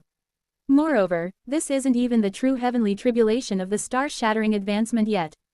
It's merely the precursor phenomenon before the real tribulation arrives. Wing. While maintaining my consciousness with the colorless glass sword, I begin to block the precursor heavenly tribulation using the other colorless glass swords. Since I've already reached void shattering, my reliance on the refining void dharma treasure is lower than that of other cultivators, making this possible. Alright, let's do this. In the integration stage, one gains 6 divine powers. According to what I learned from Cheonmin Ryong, these 6 divine powers of the integration stage are actually the basic immortal art, various omens. Furthermore, immortal arts can be activated purely with the heart, without the need for cultivation. It seems any cultivator who hasn't trained the 6 divine powers of the integration stage into the domain of immortal arts won't even be able to attempt the star-shattering advancement. At this moment, having lost all cultivation, what is necessary to condense a star is precisely various omens. Rain, yu, sunlight, yang, heat, yu, cold, han, wind, feng, time, shi. With the immortal art of cloudiness, yu, I gather the nebula. With the immortal art of warmth, yu, I raise the temperature at the center of the gathered nebula. With the immortal art of wind, feng, I shape the center of the nebula into the form of a star. With the immortal art of flow of time, shi, I begin the rotation of the star. With the immortal art of coldness, han, I gradually cool the temperature of the star. With the immortal art of clearness, yang, I completely solidify the star's form. Wing. In an instant, the 6 immortal arts activate, sequentially completing the star inside the interdimensional void. From now on, this is my new body. My mind settles into the satellite I created. Kurung, kururung. I gradually solidify my consciousness inside the satellite, watching the signs of heavenly tribulation surging around me. The size of the signs of the heavenly tribulation continues to grow, as if it is locking the entire satellite in a prison of lightning. Now, the true heavenly tribulation will come. I swallow and wait for the heavenly tribulation. Wu Wang. In my sight, the middle realms begin to appear. Each of the middle realms has its own sky, and in each of those skies, constellations are reflected. Then, what are those constellations? Their true identity is the astral realm. The skies of the middle realms are all reflecting the astral realm. Pot. Why then, do the middle realms reflect the astral realm? It is because, in the end, the light of the astral realm occupies the most important position for all living beings when it comes to cultivation. Just like right now, Wu Wang, beyond the interdimensional void, the starlight of the astral realm shines upon me. And the heavenly tribulation begins. Flash. The heavenly tribulation starting from the star-shattering stage is nothing like an ordinary lightning tribulation. The heavenly tribulation of the star-shattering stage is also known as a star tribulation, Xingjie, a tribulation directly sent down by the stars of the astral realm. And, unlike the heavenly tribulations at the integration stage, which have a set number, the star-shattering heavenly tribulation descends as one ray from each of all stars that shine upon the cultivator during the cultivator's advancement ritual in the astral realm. Kururururung. The star tribulation of the first star descends. Kwaggggg. As I am exposed to the immense power of the star, I squeeze out all my strength to prevent the star I created from being destroyed. Ordinary cultivators in the star-shattering stage conduct their advancement ritual in the Chaos Realm regions of the Middle Realms. Chaos Realm regions, like the Dead Earth domain where Lofty Dragon True Person's storage scroll is located, often have periods when starlight doesn't shine well. Cultivators aim for those times to drastically reduce the number of tribulations they face. But in the interdimensional void, such things don't work.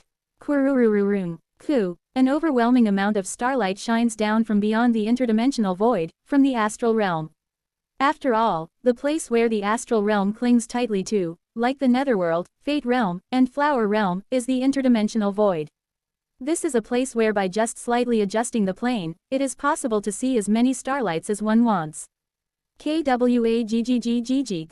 Finally, the first ray of the star tribulation, which felt like eternal punishment, ends. Since I've reached the realm of void shattering, I could endure it easily. But the problem starts now. Ah, I let out a low groan as I gaze upon the endless starlight shining down from beyond the interdimensional void. Can I block all of that? Just roughly counting the bright shining starlights alone already numbers in the hundreds of millions. Including the dim starlights, I will have to endure tens, hundreds of billions of these star tribulations. I have to do it. At that moment, how moving, the voice of Blood Yin, who had been silently observing until now, sends a message with a sneer. Hee-hee-ok. Seeing Blood Yin's true body, I am hit with a shock that makes my mind feel like it's on the verge of collapsing, and my body trembles. That's a true immortal's true body. Having acquired the body of a star, I am finally able to perceive a higher dimension. Only now am I able to understand just how terrifying an entity a true immortal truly is. The realm of void shattering is a different system, so even though I saw Blood Yin and understood the terror of a true immortal, I couldn't fully grasp it. However, at this very moment, I feel my very existence forcibly collapsing in front of Blood Yin. Did I miscalculate again? The very act of advancing to the star-shattering stage, it seems I overlooked the possibility of becoming even more vulnerable in front of Blood Yin. The more truths and understanding I gain, the more dangerous this action becomes, and I didn't even realize it. It's when I'm trembling. As a senior, I cannot turn a blind eye to the suffering of a junior. Blood Yin, in a manner as if feeling pity, starts doing something to my mind. And I immediately recognize the nature of their spell.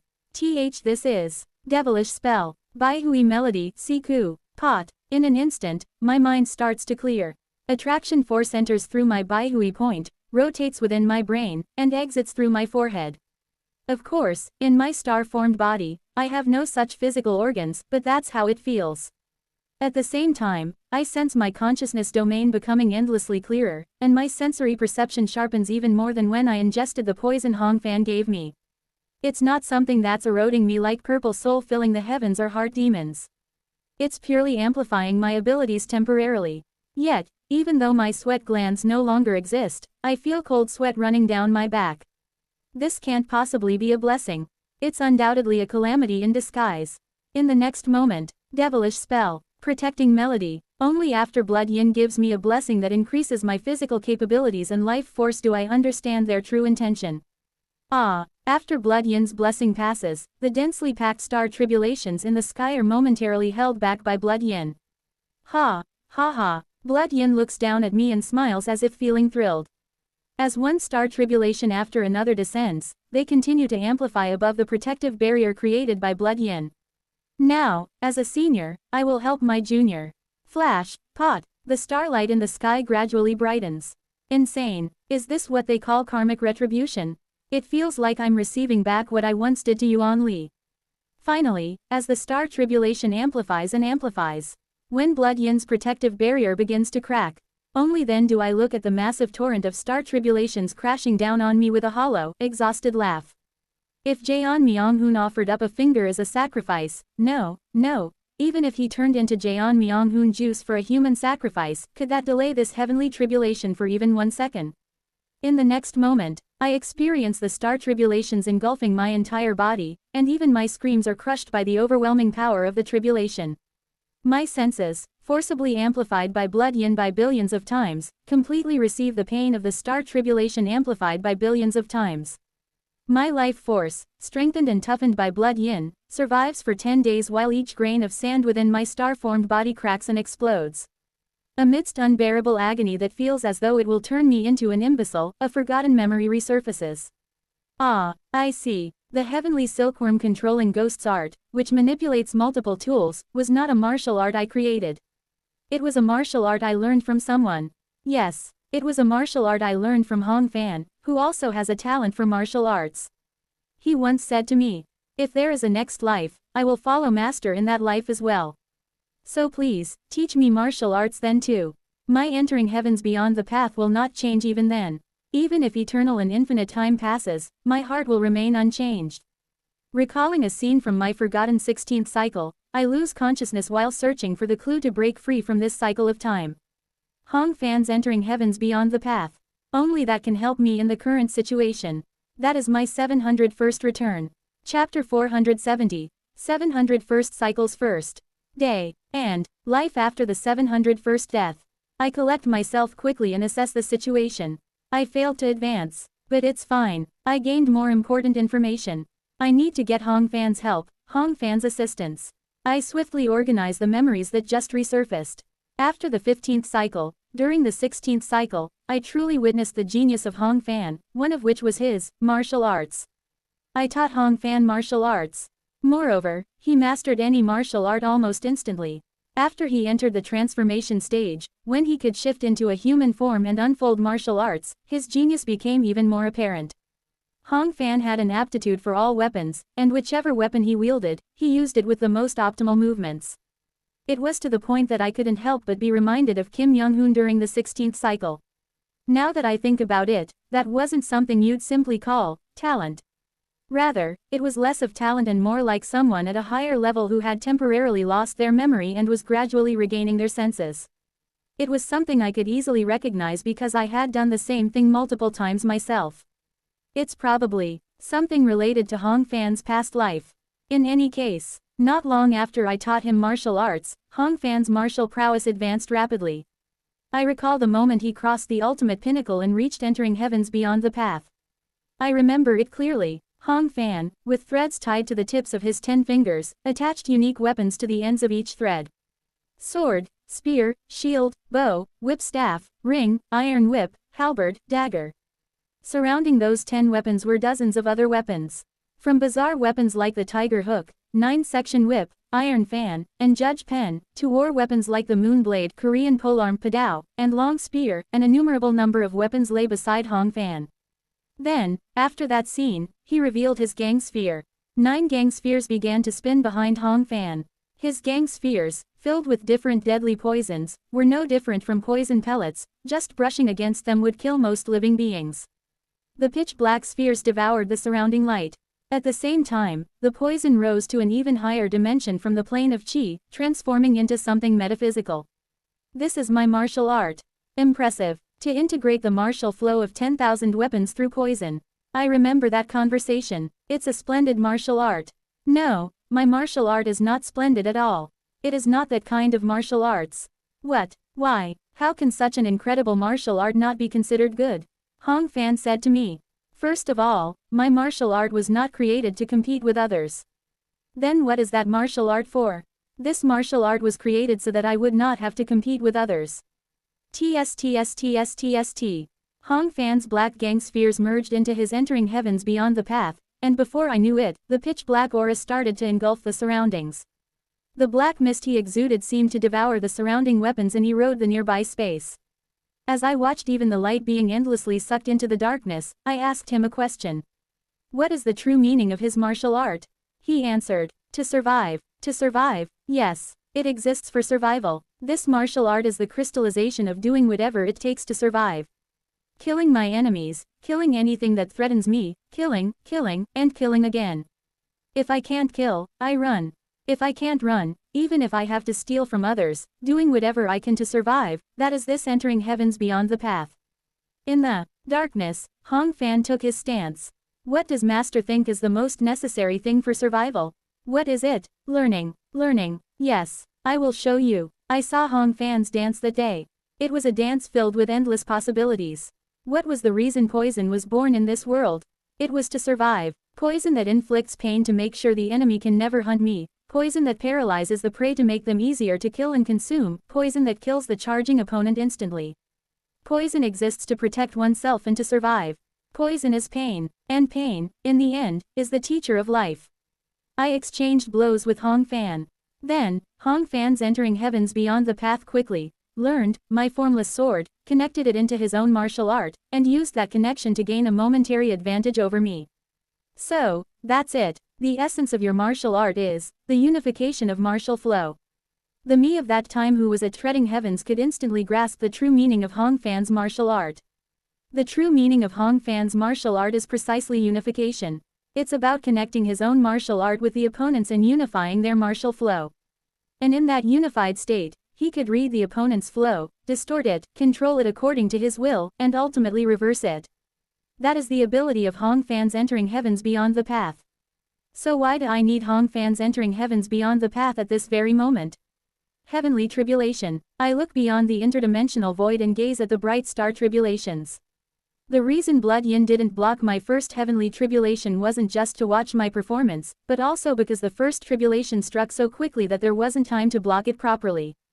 Therefore, when I face the star-shattering heavenly tribulation, I am bound to take the first tribulation head-on, no matter what. To connect martial arts and unify them means, in other words, to connect hearts and unify them for a brief moment. And the hearts of the Heart tribe are the same as heavenly tribulations. In other words, through Hong fans entering heavens beyond the path, I can unify the unavoidable first tribulation and all the heavenly tribulations that follow subsequently.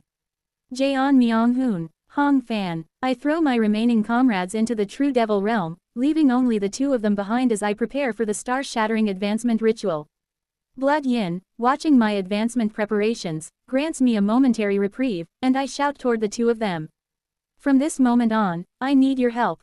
Integrated Dao Domain. Colorless Sword Mountain Treading Sea. After activating my integrated Dao Domain, I begin to make it explode as I speak. Unite my heavenly tribulations. After sending my heart language to the two of them, I quickly begin my star-shattering advancement. There's no other way right now. I look at Hong fan. I know that Hong fan had taught martial arts to Kim Yeon and has occasionally been training his own martial arts as well. With his talent, at the very least, he should be close to the enlightenment of entering heavens beyond the path. So, I can only hope. For this one time, I desperately pray to the heavens that he can attain entering heavens beyond the path. Heavens above, if you are a sapient being, I hate you. But if I continue to die here, won't this world come to a halt? For the sake of the flow of this world, and for the sake of a true genius like Hong fan, not a dullard like me, I desperately pray that Hong fan reaches entering heavens beyond the path. So, you must reach it, Hong fan, quack quack quack quang. Amidst the explosion, I shout towards Hong fan. Hong fan's heart essence, even compared to all other beings, is alien. It's so alien that I can't even tell if he's reached entering heavens beyond the path. An endless darkness world where not even a trace of light can penetrate.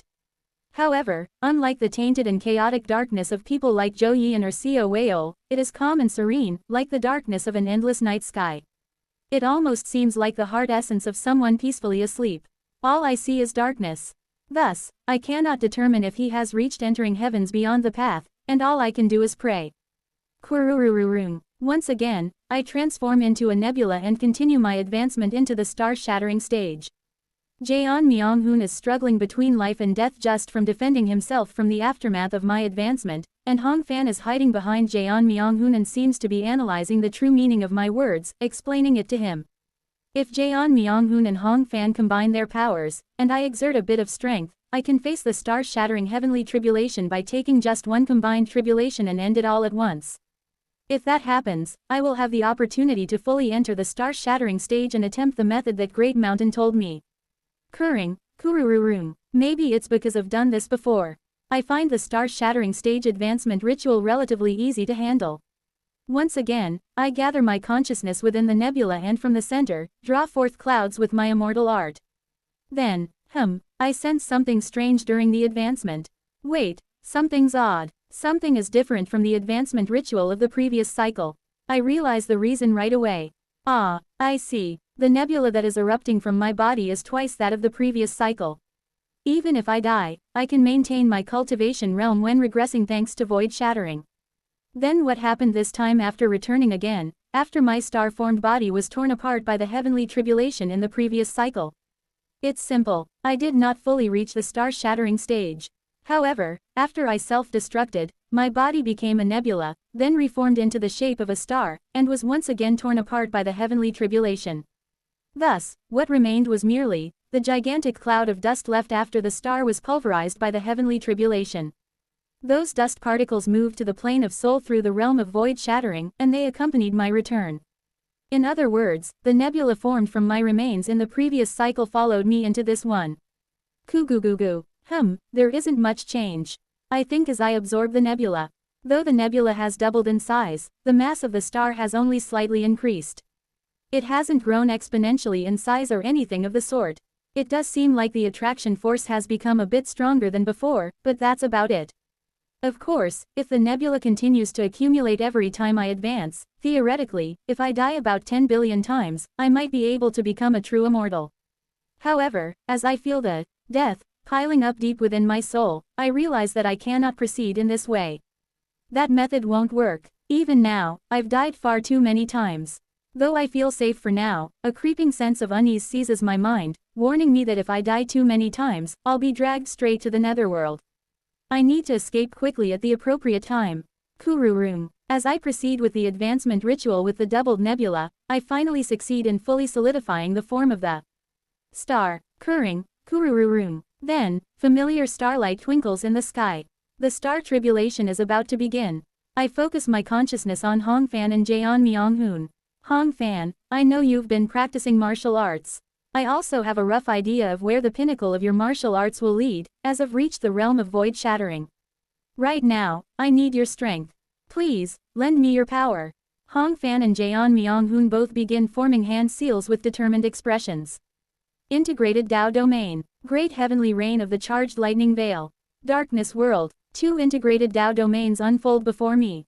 It seems Hongfan had already grasped the meaning behind my words at some point and shared it with Jeon Myung-hoon. I will show you, Master.